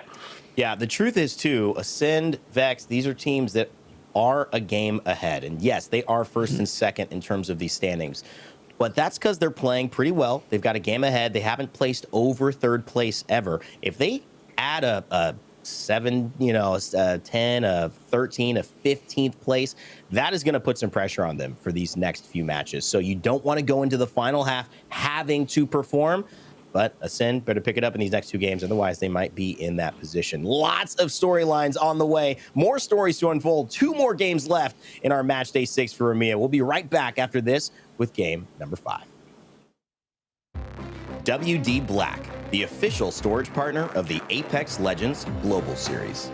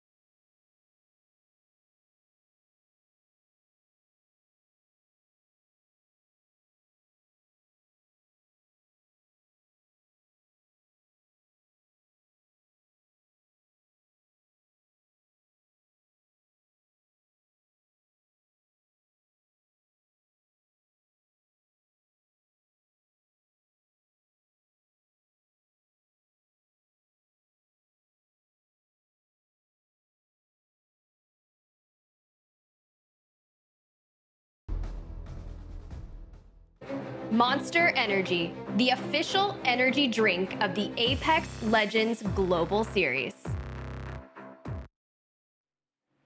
Welcome back to the Apex Legends Global Series. The end of our match day number 6. We have 2 maps left on World's Edge, and Dia, it has been such an exciting day thus far. Yes, it has. I can't wait to get into it, as World's Edge has already given us one of the most wild endings so far. FUT stroke of genius in our first game on World's Edge. Now we pop in, very different this time around, as that ring, ever fickle, is going to pull us elsewhere on the map. However, a lot of teams having to rotate their way in should give us an interesting look at how these teams, as we talked about, will round out the latter half of the day, especially for those that are underperforming. We called out Ascend a little earlier, and since they start landing over at Harvester, and we know that they're going to have a ring console this time around, perhaps they can use that information to their advantage and start making some early moves. That seems to be the case, as they've already made their entrance towards Fragment, and that's really tough. Oh. As I see that zone for the next hinge come through, we look back to what we had seen in map number 4. It's that Dynasty versus Game of Drones over and over look, and this is going to be so horrible because they have the zone pull to them, and if they can't survive that initial engagement, so detrimental. And this really does remind me of what we saw in Stormpoint, even with Fire Beavers in game number 3. When you have a contest and your center of zone, there's no room for mistakes. There's really no room for anything, not even actually the room to fight, as Dynasty won't have a lot of loot to work with. Neither will Game of Drones, and one of them likely won't live to see the rest of the map. As Dynasty start to push up, they've isolated one member, separated him from the rest, but a quick shield, that is exactly what they need to eliminate a lot of the possibilities of perhaps Game of Drones turning this around. Rondon's been taken down, and Eternal, they're starting to show up here, picking off another 2 kills, and I think eliminating Game of Drones. Ooh, that's interesting. That's a good start for them. If you're going to be landing Geyser on World's Edge, it's very easy to loot that entire POI and start pushing towards Overlook, which will normally have at least a ring console or a survey beacon, or both, depending on what that looks like. So that's not a bad rotational strat for them, especially when that zone is going to be in the nearby vicinity. And now Dynasty able to survive, and they're sitting on 2 blues, and they're going to drop down on the underneath, but it's already been looted primarily probably by them. I'm sure that Mania would like to get off that Spitfire if available, but let's check in with Ascend, having a rather lackluster day, coming into this match number 5 in 19th place. I need to see something strong out of them. And we've got a totally different look at how you play out a zone like this as well. Ascend, interestingly, running with this crypto, are going to have a decision to make. Since they've got the map room scan so close to them, the survey beacon, they'll be able to make use of crypto's ability to scan that that remotely without exposing themselves, but they've got to choose their time to do it. We know that their position is pretty safe inside of this next ring, but when you actually find out, because you can only use it once as a survey character, that's when that's where you'll have a lot of the variation given to Ascend, the real power of information that actually can influence their game. It's also the decision of at what point do we enact that map room scan, because you know that zone is primarily going to be ending around here. You don't want to burn it just yet. I feel like you want to save it or maybe use it at the beginning or wait a little bit, because now teams are starting to make their rotation in. Phoenix Legacy coming off of Valcolt, looking to set up shop there as well. And the question for this is going to be similar to what we saw Fire Beavers have happen to them when that ring pulled to them being dead center. Fragment West is dead center of ring number 1, so it's a little atypical for them, and they're actually probably going to do something a little bit of what I've typically seen, and that's going to be rotate out of Fragment and overextend maybe the opposite way of that next zone. Especially since there will be a lot of teams that are trying to rotate into Frag East, specifically because it does have the survey beacon to be able to see, or rather the ring console, to be able to see where the next sort of zone is going. Later on into the game, teams like KCP that are sat over in Fragment East will have the opportunity to gatekeep a little bit of that. We've got other options here as well, though. Start a fight, and interestingly, Danish are going to try approaching this from the north, playing the slow side where not a lot of teams should be approaching from, and hopefully able to capitalize on what Climatizer has to offer while they rotate their way through. I mean, Start a Fight has been incredibly aggressive in these early games, and I feel like you cannot win the game by getting early KP now, and then you just need to get to the end game. But by being so aggressive early on, you're racking up KP, but you're also putting yourself at risk for going down early, because Start a Fight hasn't quite won a game yet here today, but they're sitting in 9th place overall with 25 points. It's rather good for them, in my opinion, and I would love to see them maybe capitalize on that early game engagements and go the distance. But we have the zone up on the right. We still have Alliance that have made their way over to staging. I'm assuming that's where they're hitting that crafting and that additional information that is there to offer. Super solid day so far. A lot of teams, however, playing in the red, as you talked about, staging a really nice place to opt into. Lava Siphon also available for teams like Vexed and Morningstar. Zelda Vexed are going to take to the skies as a duo and make their way forward. They're going to have a scan available to them, but choose, rather than send themselves forward, to continue playing in the red, maybe picking up a few kills here. Ooh, this is very similar to what a Fire Beavers play that I've seen immediately coming off of Valcolt and throwing that Rolling Thunder out. They want to take the aggressive nature to SMS, and they are putting straight towards Sivin, Nisa, and Mask. And just look at the positioning, how Vexed approaches this next engagement. Unlucky and Tyler will typically play more forward and a very aggressive, while Matafe will essentially be an anchor, that cleanup positioning for them. But they're both disengaging from this. Nisa full dead, so Mask and Sivin or a duo, and now Vex is running for their life as well. But the question is, why? Is that because we're getting a nice 3P? Another team has decided they want a piece of Vexed? Alliance has made their way in. Every team running for the hills, but Alliance, they're dead set on finishing off Vexed right now. As we talked about earlier, anonymous mode does make it a little bit more difficult for them to identify, but they know there's a squad on the low ground that's pretty darn weak, with plenty of rotational options as well. Alliance do have first dibs on the zone, and they should be able to watch pretty comfortably. If they do get into a bit of a sticky situation, Ash Portal also will give them a good way to disengage. So everybody gonna go their separate ways. Surprisingly little blood drawn. It's really Morningstars that get the short end of the stick there. Short end of the stick, but effect. Double-digit elims in match number 4, looking to keep that consistent here as well. But I feel as if you want to take a fight on the outskirts of the zone, you need to be in the strongest advantage, because some of these players are so mechanically inclined and their aim is impeccable that the moment that you peek just a little bit too long, you are going to take a significant amount of damage and not be able to recover from that. So Vex hitting that crafter, making sure they've got a plethora of meds to begin their journey towards the outskirts. But you have to play it smart because we know Alliance has already made their way through. And Dia, talk to me about some of those choke points that we're going to see, especially in this mid-map area. It's not going to be easy. Yeah, especially when you're approaching a zone like the one we have that pulls out towards Overlook / Geyser.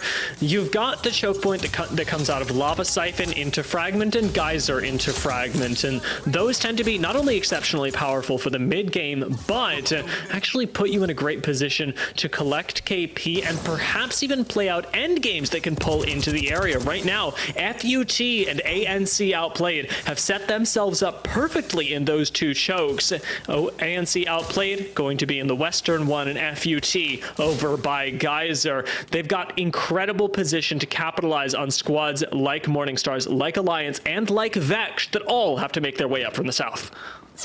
Maestro going into an engagement here with KCP. Nasky just out there trying to find some loot, takes so much damage, and Maestro is still a 3-man stack, relatively healthy, and this is challenging, especially over here in Frag East. It's tough, and I want to give a shout out to our observers for really painting that picture. I saw it going down in the Elim feed. I believe it's Aaron out there observing for the first time potentially today for ALGS, and I saw Rose tweet about it as well, so shout out to them. I've worked with them on some Apex broadcasts before, and I couldn't be more excited to have them observing some ALGS today.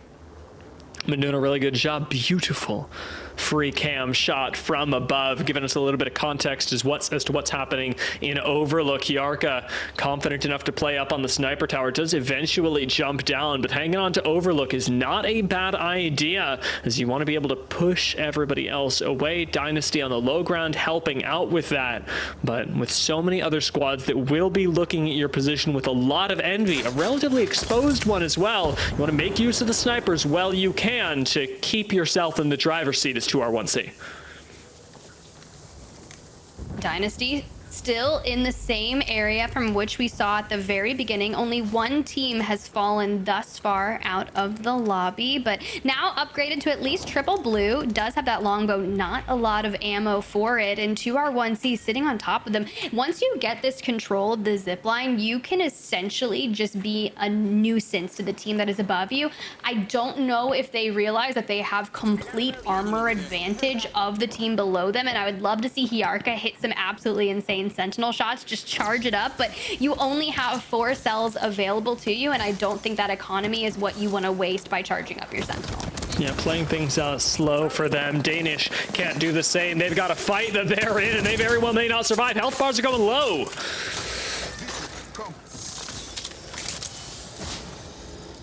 Babbitt's going to be able to heal up for the moment. Fricks does get full taken down by the zone, but Danish actually in a pretty decent position when it comes to being able to hold this height with the catalyst.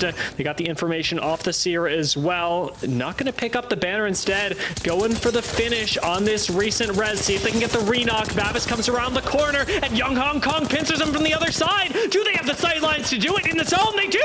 KCP lose 2, and Danish put themselves in an advantaged position. Young Hong Kong doesn't have any real shields to work with, though. Gonna pop a single cell before finally getting the med kit. Perhaps the syringes back in. Nasky full thirsted, but Danish are still playing things extraordinarily carefully, as Zane can ruin their whole day.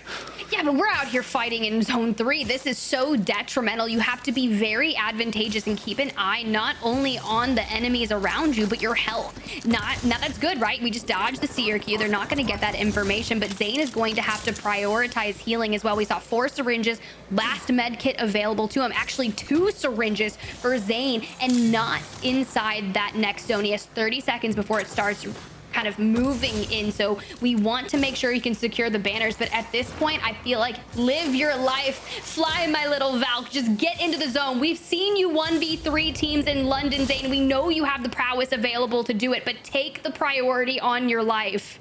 It's the right call here, and it's one that Danish have made moments before. Young Hong Kong going to be able to very quickly heal up with the gold shield on the low ground, but Zane takes him down. It's a 1v1, and through the wall we come. Zane! He saves Pioneers and takes out Danish.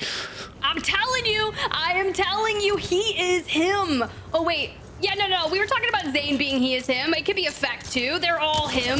Zane and Effect are two of the most insane fraggers that are currently in EMEA thus far. Now Zane able to get a good re-up on those medkits, but that zone is going to be so detrimental, and Heroes is just lying in wait, wanting to find out exactly where Zane is going to make a play. The question is he going to have his Valk ultimate available to him? He's sitting at about 70% while he was over in construction, and he does have it, can utilize it if need be, but he's gonna have to walk this one in. With Gold Shield, it's actually physically possible to survive through this journey into the next zone, but the heal interrupt is going to make this all the more difficult. Watch the kill feed, see if Zane goes down as Reply Totem take their fight as well. I mean, fighting for the underside of this building is going to be incredibly challenging when you're facing not only Lufka, but Effect as well, and Reply Totem going to fall, and Phoenix Legacy doing a good job of fencing up this area. They have the Interceptor pylon, and Sabs is doing what is a beautiful play here from the Watson. The moment you lay down an Interceptor pylon, hit that ult accelerant, it only takes one to get the pylon back, and 2R1C meanwhile falling off screen to a combination of Fire Beavers and Alliance. It seems Effect wants to double down and run it back and potentially get double digits once again. This is where it's going to be a big test, however, for every squad in No Name, whether you be Eternal, whether you be Ascend, you've got to find a way to relocate yourself into the next zone. Phoenix Legacy do have the best shot at this, since they actually get to effectively gatekeep for a few seconds longer, but even their journey is not nearly as easy. They've still got things like the Crypto to use if they want to get aggressive, but Maestro, they got to get defensive against Horizon Union, and they do, taking them out just in time. Bro, my man's was hiding in the absolute bathroom, and sometimes it do be like that in these buildings, and Sonya attacks last alive for Maestro. They should be able to finish this up and clean it out, because Dynasty does not have a health advantage, and Sonya just that decimating what was left of Dynasty. But now the 3P comes in throughout the windows and every crevice, and they're actually getting sieged on the building. I don't know if they're going to be able to withstand this. No armor swap available, but Sonya on the Pathfinder, you want to have some hopes and dreams that they can get this bat off and find some success. When you gotta go, and Sonya's time is gone. Maestro get taken out. Pioneers falling as well, and start a fight. The ultimate victors of Fragment. It looks like I may have spoken too soon, though. We've got another fight incoming. Sheila's been whipped out, and start a fight. I've got to finish this one. Oh, this is going to be rather challenging for them, but they do have the cover of the building. Potential armor swaps in effect as well. Blast going to be able to pilfer through a blue, but now they are in the open area. Ascend out, Heroes out, Morningstar is out, and now Startifight has climbed to the top of a rock as Alliance has desecrated Vexed off screen. So keep an eye on Startifight as they seem to set up shop here in this endgame zone, but Fire Beavers, they are not going to let anything through to them. So Alliance looking to put on an absolute show here. Blast is unresable in that position. Alliance know they have an advantage, and they've got all the time in the world to do it. Start a fight. Their journey ends in game number 5. And we've got, interestingly enough, 5 squads left. One that, in fact, now has to defend. This is, as we said, him. One of the many hymns that we've got here. And Alliance may just be able to use this to their advantage. They are relatively alone on the low ground. Fire Beavers, the only ones down here with them. Akis throwing out the tether, looking to kind of loot up. This is easy for an MNK player to be able to loot out into the open, in my opinion. And now they have to turn their sights onto what's going to be lying in their wait. Fire Beavers are so nearby, and with Hackis out on his lonesome away from the team, would love to jump into a listen-in with Alliance to hear their comms as they navigate this end game, because it's not going to be easy. No. I'm free. I'm 612, 612, 612. Give me 2, yeah. Yuki, I got 50 more heavy for you. Okay, that's good. I'm watching left. I got 100 from my Peter. Here, 50 more here. Yeah, we're just holding space here. You hold left, Yuki hold right, okay? Yep, copy that. Holding space. I'm taking that heavy.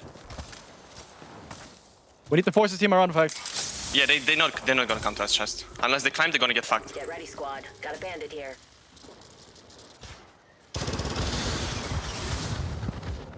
This team has to move down, by the way. I don't want us to move on me. Yeah. They could wall up on me. They're a cat. They're a catalyst. They could move up on me. I have TP. I can get out. Okay. 57 blue on the guys on the right. Nice. I'm helping hack this so quick. They're all right. That's really good. That's really good. Okay. They could wall up on me. They could wall up on me. They could move up on me. Okay. 57 blue on the guys on the right. Nice. I'm helping Hackis so quick. They're all right. That's really good. That's really good. They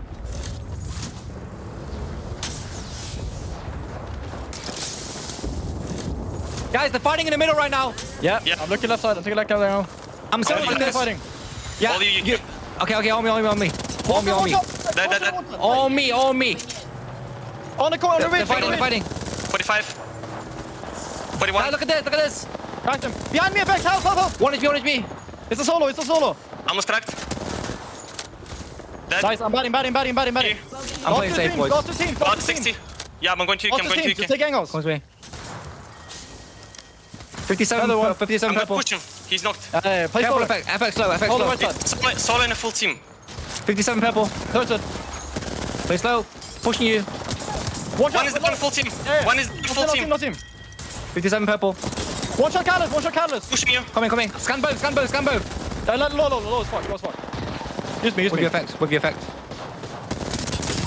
HP. Fucking beat his Let ass. me use you. Beat his ass. Nice, Sue, baby. That was fucking... You heard Hackis say it, and we have seen that position that Yuki has found himself endgame thus far for an alliance 1v1 to the death. It was going to be against Hal in London, but here we see Yuki taking it once again. Congratulations to Alliance, a well-played game. That was giga cool to watch, especially considering how many fights they had to navigate in that endgame. We only had one POV at the time, and it's the unfortunate reality that they were in 3 places at once, taking multiple fights, covering each other, while Effect took fights up on the high ground, while Yuki was able to swing, and it was really perfectly coordinated. You and I were talking about this just listening to the comms, but they were so well orchestrated, so clear in what they needed from the others, and Alliance's navigation of that endgame from a low ground was pristine. Pristine, and their comms. You highlight this, and they're telling the entire story. It's clean. They're saying, hey, so-and-so is here. They have a cat. We could see a wall come out. Good. They've walled the other team. You're keeping your teammates apprised of the situations that you're witnessing in front, while Hackis, meanwhile, is tethering and punishing Fire Beavers to force them to go the other way. They needed, in a sense, to bully that team backwards into the last remaining teams so that they have an early and easy fight against them. They just had to walk in and clean it up. In effect, with the wingman dealing so much damage, like 45 here, 45 there, Effect is him, bro.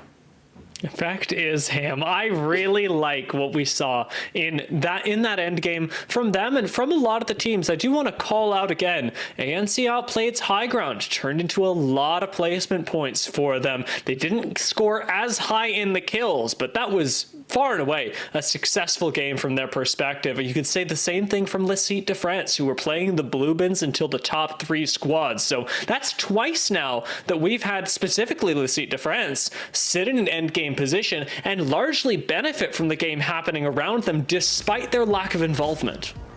Well, let's take a look at some of the highlights from match number 5. Kicking it off with Start a Fight. It always seems that early game is going to be a nice engagement from them. Dynasty, formerly known as Rats. And that's really interesting because I feel like they were just down in the tunnel being this moment here, though. I want to talk about KCP after we see the Reply Totem fight against Phoenix Legacy, because that building over in Fragment West turned into an absolute death fest. You and I mean, behind the scenes, thinking about MVPs, what we're thinking towards the end of the show, and well, this was a pretty strong argument for Sonya. Gavin's completely swung me just yet, but Sonya did go kind of crazy in here, and that's on a Pathfinder, a legend that we very infrequently see in the ALGS Pro League. Look, I want to hear from Sonya and be like, why are we going with Pathfinder? Now, we recently talked about what happened with all the changes, the reclassifications, yada, yada, yada, but Pathfinder can essentially look at a care package, scan it, and immediately get that ultimate back. And the zipline was doubled, but here's that moment where I'm talking about Effect essentially channeling his inner Oprah and handing out 45 here, 45 there, and just doing an immense amount of damage. But Yuki is the cleanup crew themselves. It was formerly potentially on a Rampart, now on Seer, still looking so strong. But Dia, walk me through this final circle, because I know I talked a lot through it, and I know you were thinking of some certain things, talking about positioning. I want to hear it.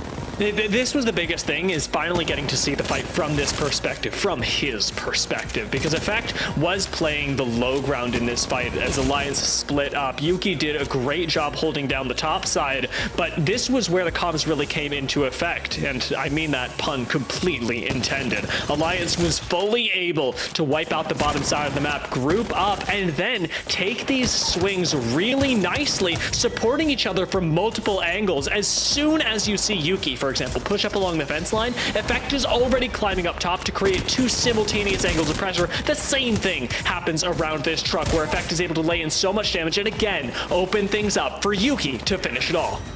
It was really challenging because there's RE45 in play from Outplayed as well. So anytime that's in an end game scenario and you're closing the distance on it, those disruptor rounds are disgusting. And the RE45, once those shields are cracked, will start completely desecrating you. But Alliance, another massive game in double-digit eliminations, 24 points. But you look down to Fire Beavers, who they start in Fragment West, and when is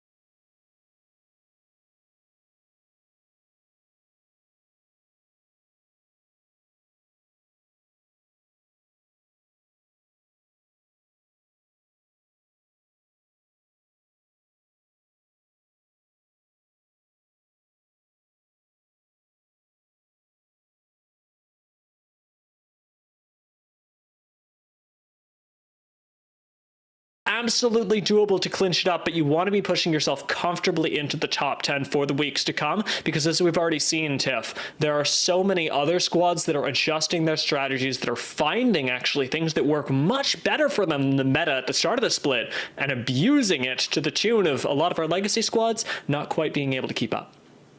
Well, we still have to get through the gauntlet of the regional finals that are going to be at the end of the Split 2 regular season. That is one of my favorite things to watch, but hey,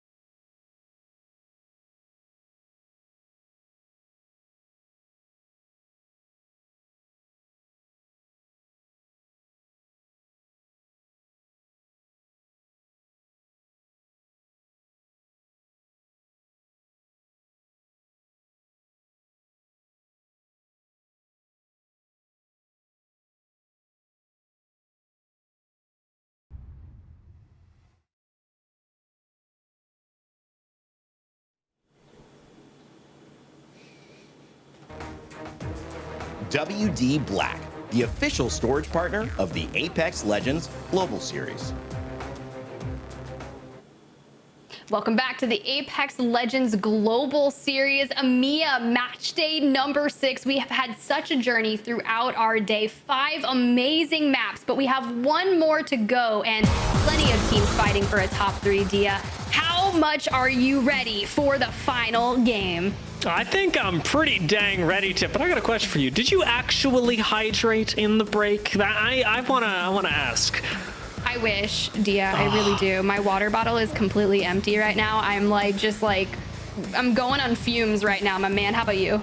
All right, well, I also actually similar situation. So I need to ask all of you in chat, please hydrate for us. This is an important time in Apex Legends history where we have the chance to support each other. Grab a hydration. Make sure you stay prepared for this last game because we are going to leave it all on the table, as are these teams. As we've already dropped in, I'm not seeing anything too wild going on in our final game. I think everybody wanting to play things pretty darn safe, but what I am noticing is that we're pulling down a little bit further. Again, not quite towards thermal this time, more centered around landslide, as we do get those teams starting to note where the next ring will be. Again, ring console going to be in fragment east, so Fire Beavers will have that information. We know that we're going to be going a little further south over towards thermal and staging this time, where Maestro should have a pretty good time.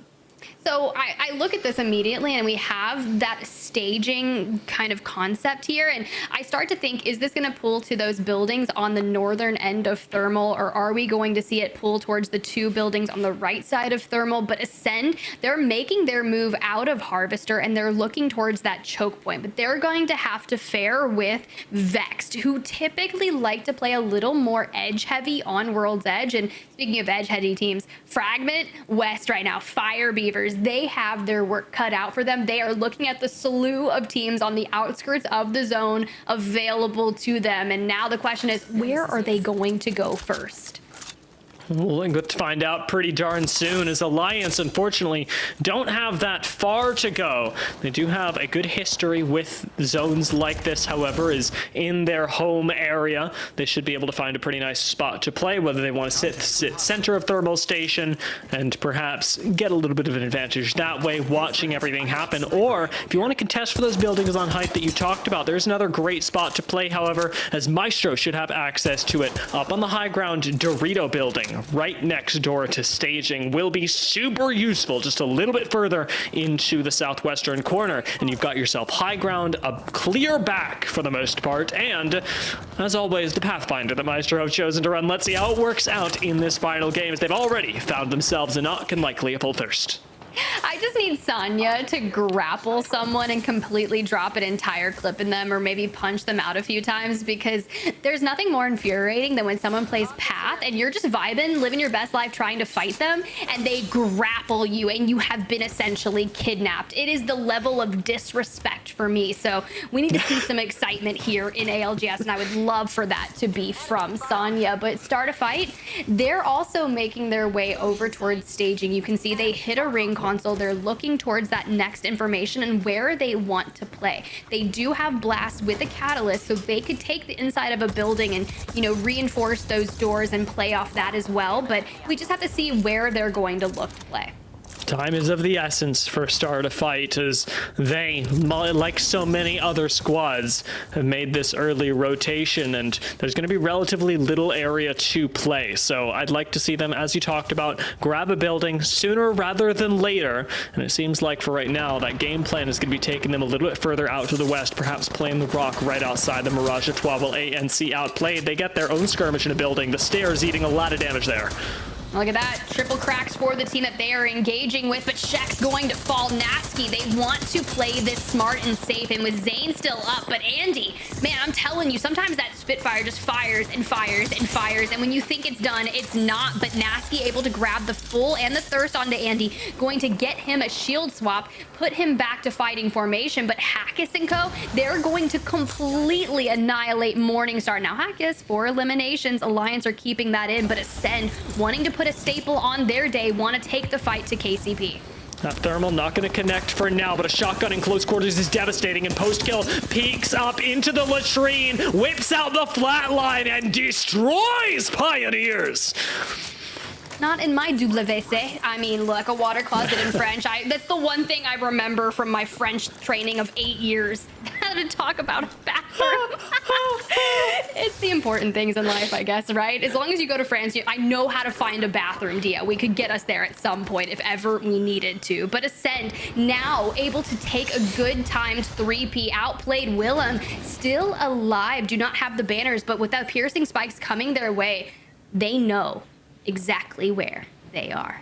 Yeah, bit of an alarm system there, an underrated use of the catalyst spikes perhaps, but that ferrofluid will actually let you know when somebody is nearby because it gets a little more spiky. It has a little more attitude when somebody's in the area with it. So Ascend should know that there's at least one squad. We know one person down there on the low ground, but their attention does get quickly focused elsewhere. Another killer pun out of your man Dia, as up on the high ground, Kashera does look for a little bit more damage. It's a relatively passive game for them right now. They've already cleared out a lot of threats, and Ascend really have to sit back and evaluate where the resources are best used.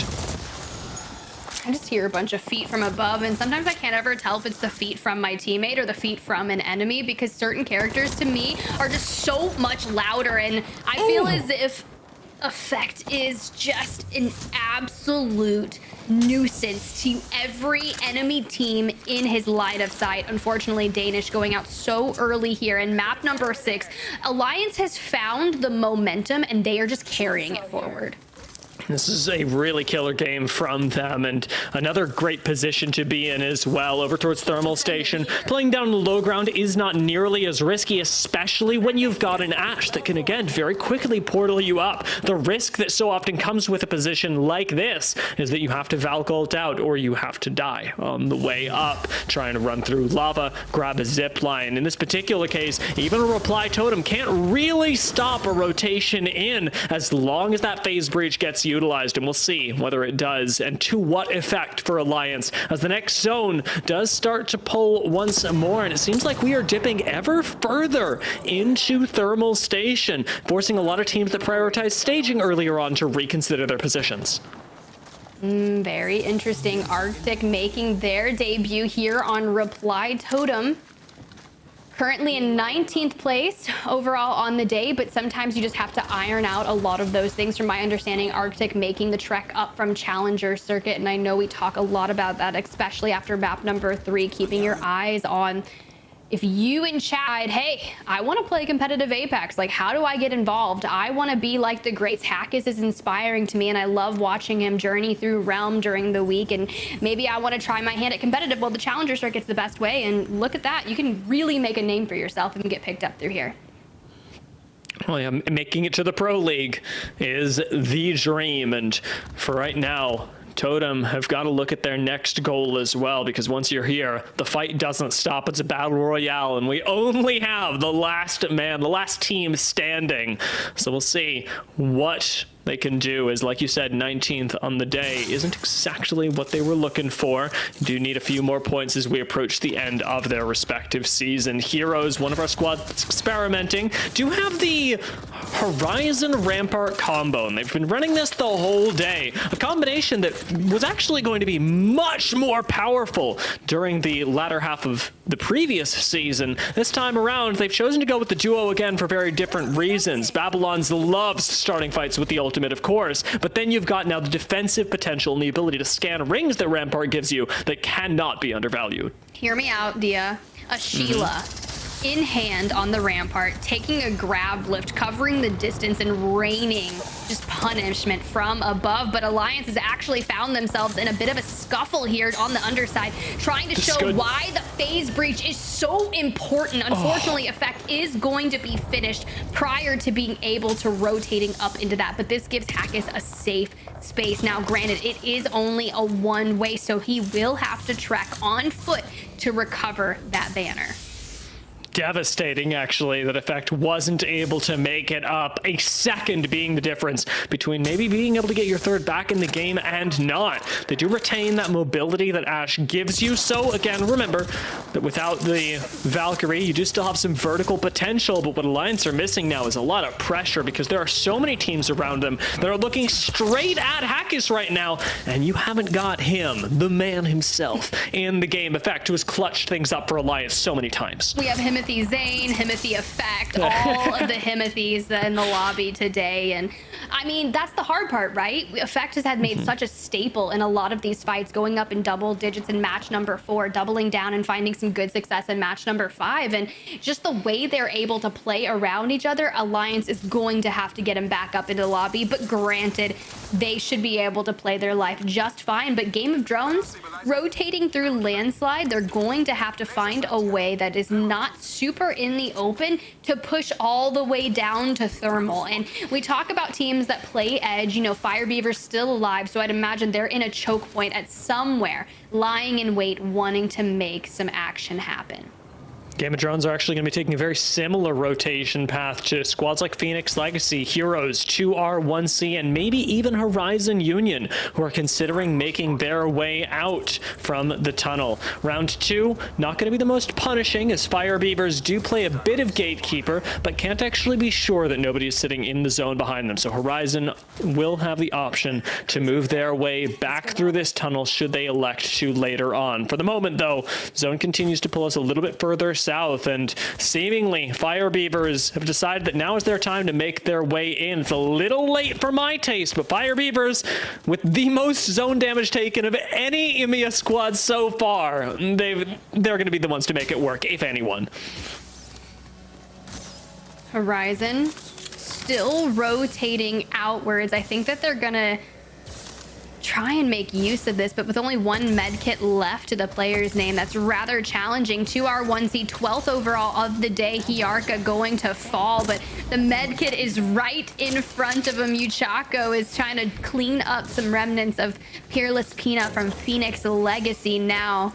Able to hit that res, immediately going to hit the med kit as well. They can still craft more utility here if they do need it, but Sabs able to make a break for it. You can see on the north side of the screen, 200 plus meters away from where Pina was last standing.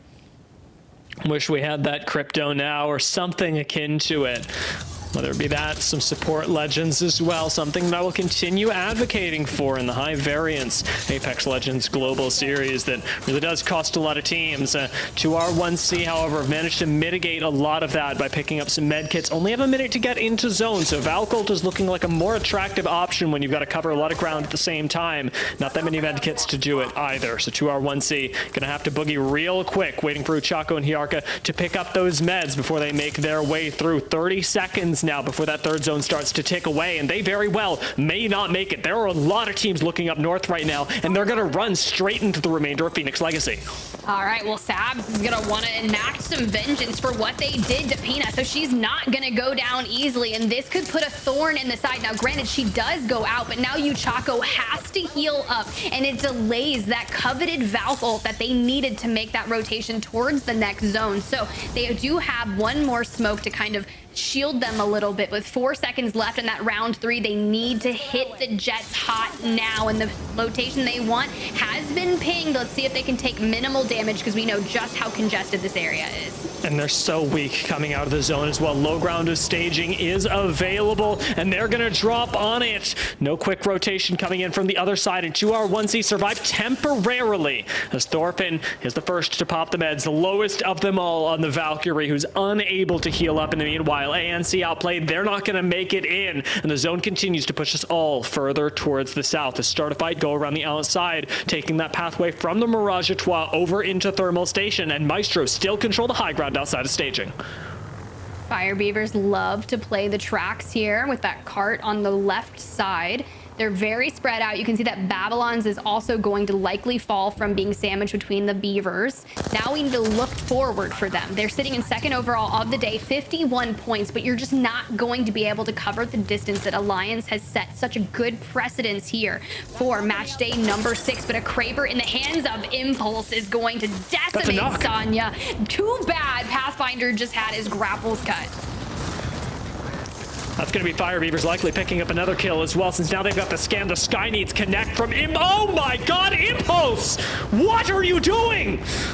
decimating. We got Beavers at work right now, just building a little bit of a dam they like here on the train tracks and wreaking havoc on every team that stands in their way. They are edge fighters. And now I'm excited to see, with the Rolling Thunder causing so much chaos in the hands of Oirain, and someone tries to make a play for it, it's going to be Uchako and 9 Impulse.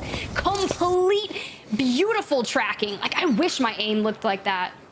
Some people cook Impulse Flash fries, and he's going to pull it off again down here on the low ground. Last member standing. Fire Beavers have nothing to worry about as they eliminate 2R1C and put him in the ground. That's going to be it for their journey in this match day of the Apex Legends Global Series. Fire Beavers cleared out this entire side of the map before dropping down, and their journey up actually should be relatively simple. Taskmaster's already up there, keeping everyone at bay, making sure that Eternal can't push them, and Impulse, arriving with both smokes in the bag, also has a great way to let this squad in. They've got Valcolts, they've got, of course, the fight they can take. Fire Beavers have a plethora of options. I mean, almost at the Rolling Thunder level, utilizing the smokes to peek, has the Digi threat to couple with it. 7 bullets in the Kraber now. Dia, if you get on Apex at any point in time this week and you see someone playing that has their name Fire Beavers Fangirl, it's not me, I swear. And the one time I changed my name to that, Impulse pops in my stream and I was like, oh no, I have been found out. That's it, exposed. Next time, rightly judged, but honestly, Tiff, it might just be me. Fire Beavers are looking really good today, and I'm going to be taking that tag away from you if you're not first to it. Fire Beavers, again, miracle rotate right now as they're actually able to make their way in smoothly. This building completely unoccupied until now, but now that Fire Beavers have landed here, it's time to uproot, start a fight who had just made their way in. Eternal are going to go down. Horizon Union bite the dust, and Fire Beavers look for their next engage. I mean, Impulse out here climbing to high ground, wanting to couple that alongside the Kraber. He has 7 bullets to boot, and there we go. Another one's going to connect, just throwing so much damage down, and all these teams forced to fight on the outskirts. They have center of that next zone. They just need to make sure that they delay any pushes or any onslaughts or late Valcolts from them. But using the smokes to kind of cover them, right? If they are found out and someone wants to start peeking, blow a smoke out, and you are going to be able to withstand and hide. Beavers nesting in their dam. Impulse ready with the killing curse, just hoping for one odd head to pop out of nowhere, and keeping this smoked actually crucially is allowing Fire Beavers some faux safety. They don't have real cover in that corner, but if nobody can see them, nobody's really taking shots at empty space. Fire Beavers do control the majority of this map for now, but they don't control the literal building that they're on top of. A very concerning trend for the next couple of minutes, as again, start a fight inside this building could come out and deny Fire Beaver safety at any time. Tango spotted. Danger close. Utilizing the Kraber also allows you to find a lot of information, but let's check in with Vexed. They are literally just in between the ring. You can see the Watson fences on the right side. They're safing themselves up so they can hit that last minute Valcolt. Now, I love this for them, but they're also pinging where Fire Beavers are, and I can't imagine that Impulse, Taskmaster, Oirain are going to allow this to happen. Unlucky goes down on flight, Interceptor pylon out. Matafe building as many geometric shapes as possible, but it's not going to be enough. Having to sit underneath the building now. You're waiting for somebody to round that corner and waiting in fear. Vexed have made it all the way into the top 9 squads. Placement points have started to funnel in, and the longer they survive, the more points they'll get out of this. Fire Beavers have other things to attend to, with other squads starting to rotate in. We've got another Kraber in the lobby as well, so there is some devastating potential in this building as Alliance make their way up off of the Ash Portal, off of this phase breach. Yuki has managed to eliminate Game of Thrones. Yo, Yuki absolutely disgusting with that hipfire G7 scout. I could never. But now coupled with the 3x, able to take a cheeky LOS. But my question is, Hackis sitting there without a shield needs to go ahead and regain, and they're throwing shield swaps out towards the center, so they're going to have to play as a stack of 3, and meanwhile, Vexed falls. Unfortunate game for them here in map number 6. You can see LCDF putting the thorn in the coffin of Reply Totem. They're going to fall as well, and Fire Beavers still owning this building. Blessed with the survival. As Fire Beavers look to eliminate yet another squad, again controlling the angles from start of fight. Great use of this smoke from Impulse to consistently lock out the team below them and force other lines of sight to be taken, as it's just much too dangerous to push out onto Fire Beavers. They're controlling the rooftop excellently, and with very few other viable positions to play, they're pushing other squads slowly but surely out. Yuki falling down onto the low ground, gonna get the heal interrupted, gonna be lasered in the side, and that's it for Alliance. Unlucky, it's going to be a member of Foot and Ascend, just kind of coupled in the demise of Alliance. And Fire Beavers 9 Impulse able to find another Kraber knock, just making it absolutely work. Every bullet is accounted for. He's dealing so much damage and just wreaking havoc on the lobby. They've been able to maintain the roof of this building, and I think at the beginning of this I was talking about how this was going to come down to these two buildings here, but Liffen cut short on the flight. It's going to be the demise of Foot Esports. They're not going to be able to get out of this Noth last alive, but hopefully people will forget about them and he can try and heal up, maybe get the reset, because once they're out of that LOS, the adrenaline kicks in for the surviving teams, and it just seems as if you can get the gold knockdown is so preferential, and it's usually in the hand of the teammate that's alive. I am slack-jawed right now with the knock that we just saw on Liffen. Impulse shooting a Valkyrie out of the sky with his last Kraber shot. Now moments as this zone closes in, and a wonderful Catalyst ultimate with the recently rezzed squad to make their way through, splitting the zone in half, buying you a little bit more time and forcing Fire Beavers to focus elsewhere. Impulse continuing to fry. Kraber or no, this car is putting in overtime and keeping Fire Beavers in charge. Lufka now down at the hands of Taskmaster. LCDF eliminated, 4 squads remaining, and as soon as I say that Ascend has fallen, now your final 3 hit Fire Kraber not gonna connect, and now 9 Impulse has turned the attention to frying the team inside the building, but now a Catalyst lone trying to come through the wall, and Taskmaster and Oirain so healthy. This is a Fire Beavers game if I've ever seen one. Even through the wall, even in all the chaos, the numbers are just too much, and Fire Beavers will indeed take that last game of the day. Tiff, this was domination from Fire Beavers, the likes of which we had not seen yet. I'm excited. I'm excited. What a showcase. Rain, welcome back. I know you were super amped, so Yes, come on in, bro. I want to hear what you've got to say. It's been amazing. What a showcase. What a time. I mean, for me, looking at that last game, we had 2 giants going to battle, just throwing heavyweight punches. It was Alliance at the top already, feeling a little confident, feeling a little, maybe relaxed. They make a misplay, they lose effect, but still get enough done, I think, to make sure that Fire Beavers, who were on the up and up like crazy, what a lethal team, are not going to be able to steal that first place away from them. But overall, a phenomenal ending too. Nice little outdoor kind of thermal station outside of those buildings on the edge of that area. We've seen that ending a couple of times, but it was just phenomenal today. And Tiff, you guys called the action really well. I mean, that final game kind of gave us the fireworks we were hoping for in EMEA. The fireworks are definitely in EMEA. We have a lot of powerful teams, especially the fraggers. And I want to talk about our entry fraggers in specific that are just able to withstand. And we have a lot of misplays that happen. Mistakes can happen. We're all human. Our pro players are human, despite what chat or others may believe. They are humans, and they, in fact, can mistakes as well. And those misplays can be turned around and turned into a manifestation of something beautiful when you have someone that is so impeccable. And I'm looking at people like Taskmaster, 9 Impulse with the Kraber, that is specific shot on Liffen and effect. Oh, just so many good people, Dia.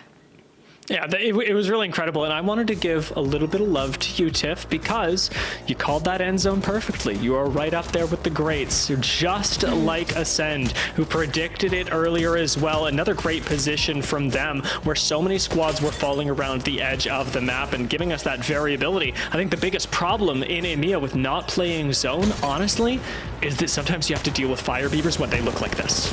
Oh, and it's just not fun, is it? 9 Impulse kind of make everybody gasp a little bit with that lined up Kraber shot through the smoke, anticipating where his prey was going to end up. This team I'm going to say it now. If they make it to land, which they certainly will for the first time, if they can keep this up, they are looking like a potential land winner. Because, Tiff, it's not just the ability to get in the end zone. It's the ability to team fight. I have not seen a team in EMEA as good as Alliance are, as good as KCP are, be able to go toe-to-toe with a fully healthy 3-player Fire Beavers. And I'm not sure anyone in the world can do that.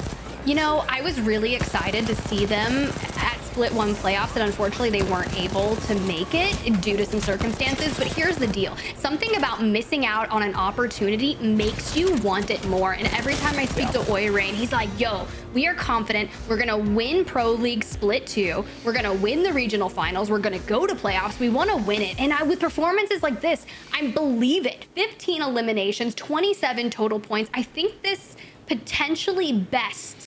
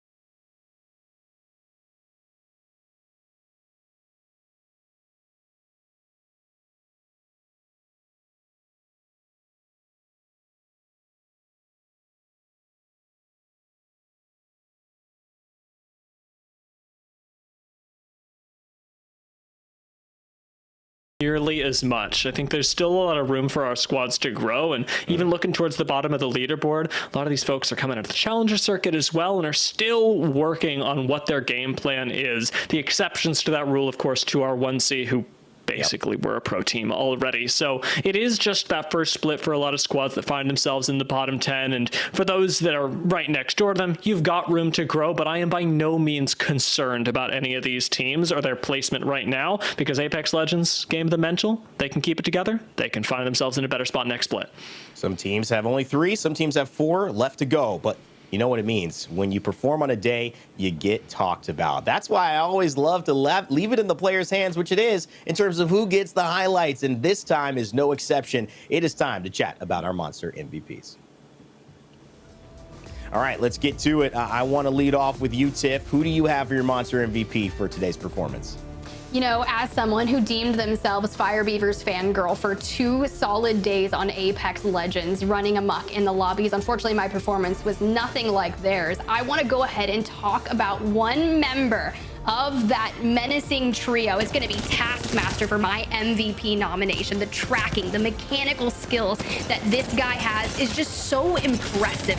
Just on the day, 17 kills, 18 assists, 6.4k damage. The percentage of knocks that to full elims is 94%. So that just shows you how they are able to capitalize and win those fights when they have those knocks. And this performance in match day number 6 was absolutely disgusting. And yeah, you've got to give a nod to Impulse as well, who had the Kraber just throwing down. But it was Taskmaster getting in on Valk and just cutting that distance in half and finding a lot of success. So Dia, I hope you change your name, my man, because you need to be the Fire Beavers fanboy. Indeed, I do. There's a lot to appreciate about Fire Beavers, and specifically about the way that Taskmaster handled that. An incredible amount of damage on the day. That is too much, and more than I'm going to do in a while. However, with the fact that Taskmaster is also playing Valkyrie, able to support the squad quite a bit over the course of the games, as Valk so often is that legend that will save your game. Now, I've got some MVPs of my own, and I don't think this is going to come as a surprise to many people. Definitely not a surprise, and why I had to navigate them. So I wanted to hear your thoughts on them as well, because, you know, it works out that way. Yeah, I get it. It's tough not to choose this person. And so I'm going to give my MVP to Effect, who played out of their minds on Alliance. This was my Monster Energy MVP by far, because Effect was a monster, clutching things up multiple times for the squad. And not just that, not just being able to play it out in 1v2s, but open up opportunities for the squad, as they did real early on into our journey into World's Edge. When FUT ultimately won, it was still Alliance that uprooted Lecite de France from the low ground. It was still Effect that clinched up so many end games by taking those simultaneous angles that we talked about at the end of game number 5. If there is a player to have earned this position, it is Effect, because without Effect, Alliance simply, they lose a lot of value. You could say they lose some effect, huh? I could.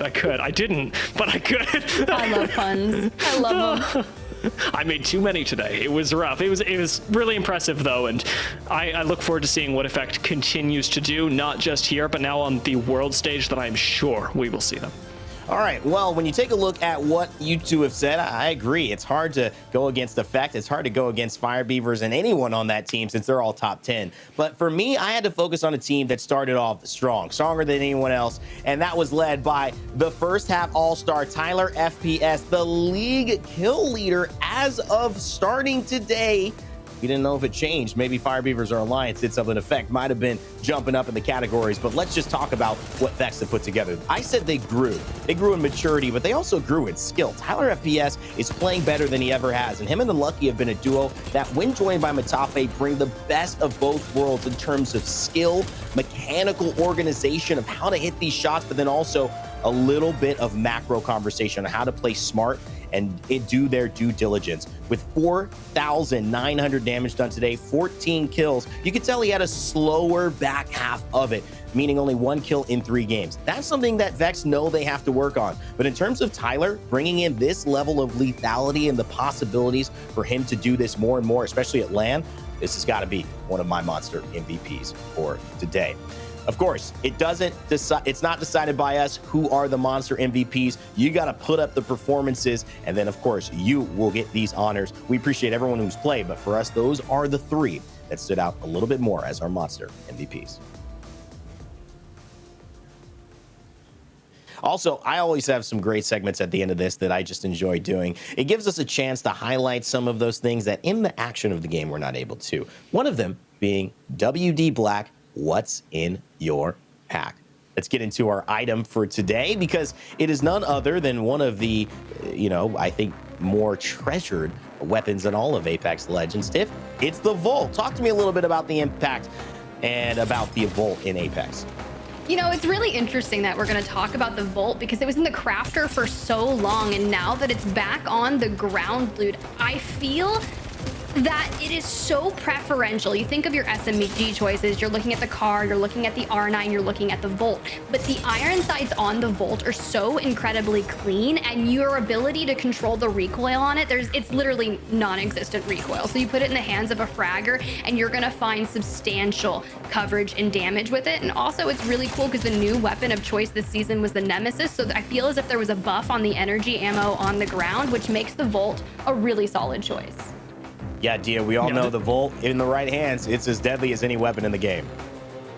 Yeah, it was really crucial for a lot of teams here, and I'm like that we got to see clips of the Volt being used, but there's a reason, there's actually a stat that actually goes with what Tiff was talking about. Of all the guns picked up today, highest accuracy gun was the Volt. Least bullets missed were on this weapon, and it has to do with that lack of recoil, the great iron sights, and honestly, you put the Volt in the hands of a controller, I'll give you some RP for free. You can go ahead and do that in your ranked games. This isn't going to be a good idea. For free, I'll take it, but you were reading my mind because of the change of allowing those laser sights to come into SMGs, differentiating them from the assault rifles. The flatline used to be able to do a little too much by having the short range hip fire and the long range. Now the long range for the ARs, the short range for the SMGs with the laser sights, give that a purple one. You're seeing that hip fire controller play, or you're seeing that hip fire aggressive play like Zane did with those 1v1 one clips. The Volt, maybe one of the best weapons to have in that situation. That's been What's in Your Pack, thanks to WD Black.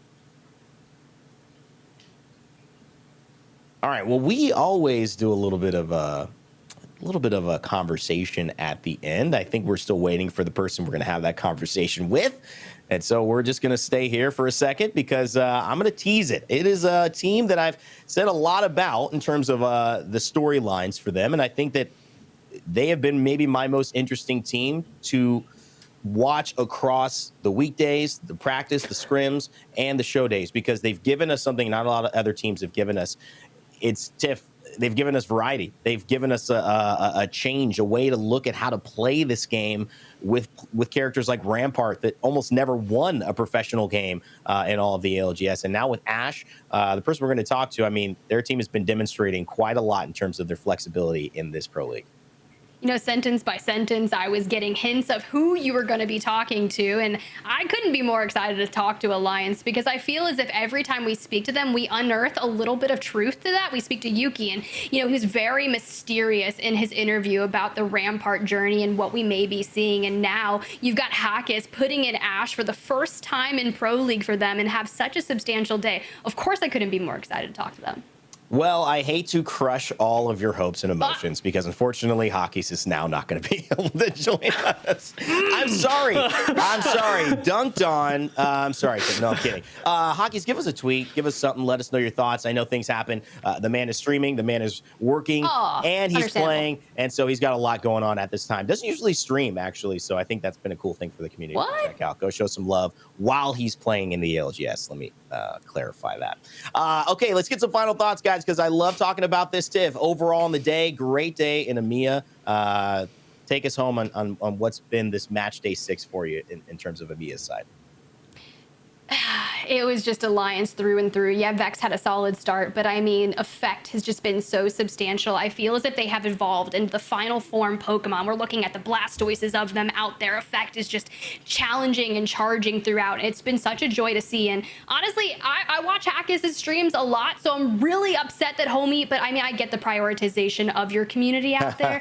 Got a good playlist. Homie's probably vibing. By the way, Spotify radio is a really great thing according to Hackis. That's where he gets his playlist from, because I was like, bro, I need your playlist. It's so good. So if you like screamo music, go check them out. You know, that's why he couldn't interview us, Tiff. He just didn't want to keep answering more Spotify radio questions because he knew you would ask him when he got on. Probably. Hockey's just like, again? No. Okay, just kidding. Thanks, Tiff. We will check that playlist out. Dia, I mean, great day. Obviously, EMEA gave us a lot to look at. They certainly did, and for me, this entire day, from especially EMEA, is a obviously readjustment into the split, especially after our break. You can tell a lot of the players got used to playing individually, and for some that's been a really crucial uptick in their performance, and for some we need to get that team play back on board. It's the last half of the split right now. We don't have time to mess around, and as it's so clear, teams that have been putting in a lot of work during our little break are getting those results paid off for them right now. So I look at the other squads that perhaps had a bit of a difficult day today, and I encourage them to go on forward to scrim as much as they can to play with their squad, because it is only going to get tougher from here. Well, thank you so much, Dia and Tiff. You have been phenomenal. And, of course, everyone in the chat, show some thanks and some love to their performances today. It's been a great broadcast all around. I've been excited to have them join me here. Coming up, though, very soon, you will not have to wait for some more ALGS action. It is North America in just an hour and a half. We will be going to North America, where you'll see if TSM will be eliminated from contention for Split 2 playoffs. A bottom 5 finish could almost guarantee it. However, if they win, it's back on. Lanimals trying to prove that they have the energy to make a big rotation into that top side of things and stay there. Sentinels and, of course, Meat Lovers, these teams are not going anywhere. They're going to be fighting for their chance to represent Atlanta. I cannot wait. I am super excited. And for all of you who are going to be around us, make sure to keep in touch with everything we're doing. Play Apex Esports, whether it's on Twitter, you want to follow us there, or of course, Play Apex Esports on YouTube. We appreciate you, and we hope that you keep watching. My name has been Rain Day. It's been phenomenal. Thank you to everyone on the broadcast side, the EA side, and everyone involved, the players, of course, in making this day so special. I like to kind of think about this day as a top 10. You know, it feels like you're far away from the end, but one fight by all those teams, you're now in a top 5, and you're ready to fight for the win. These teams have to be careful. This is the time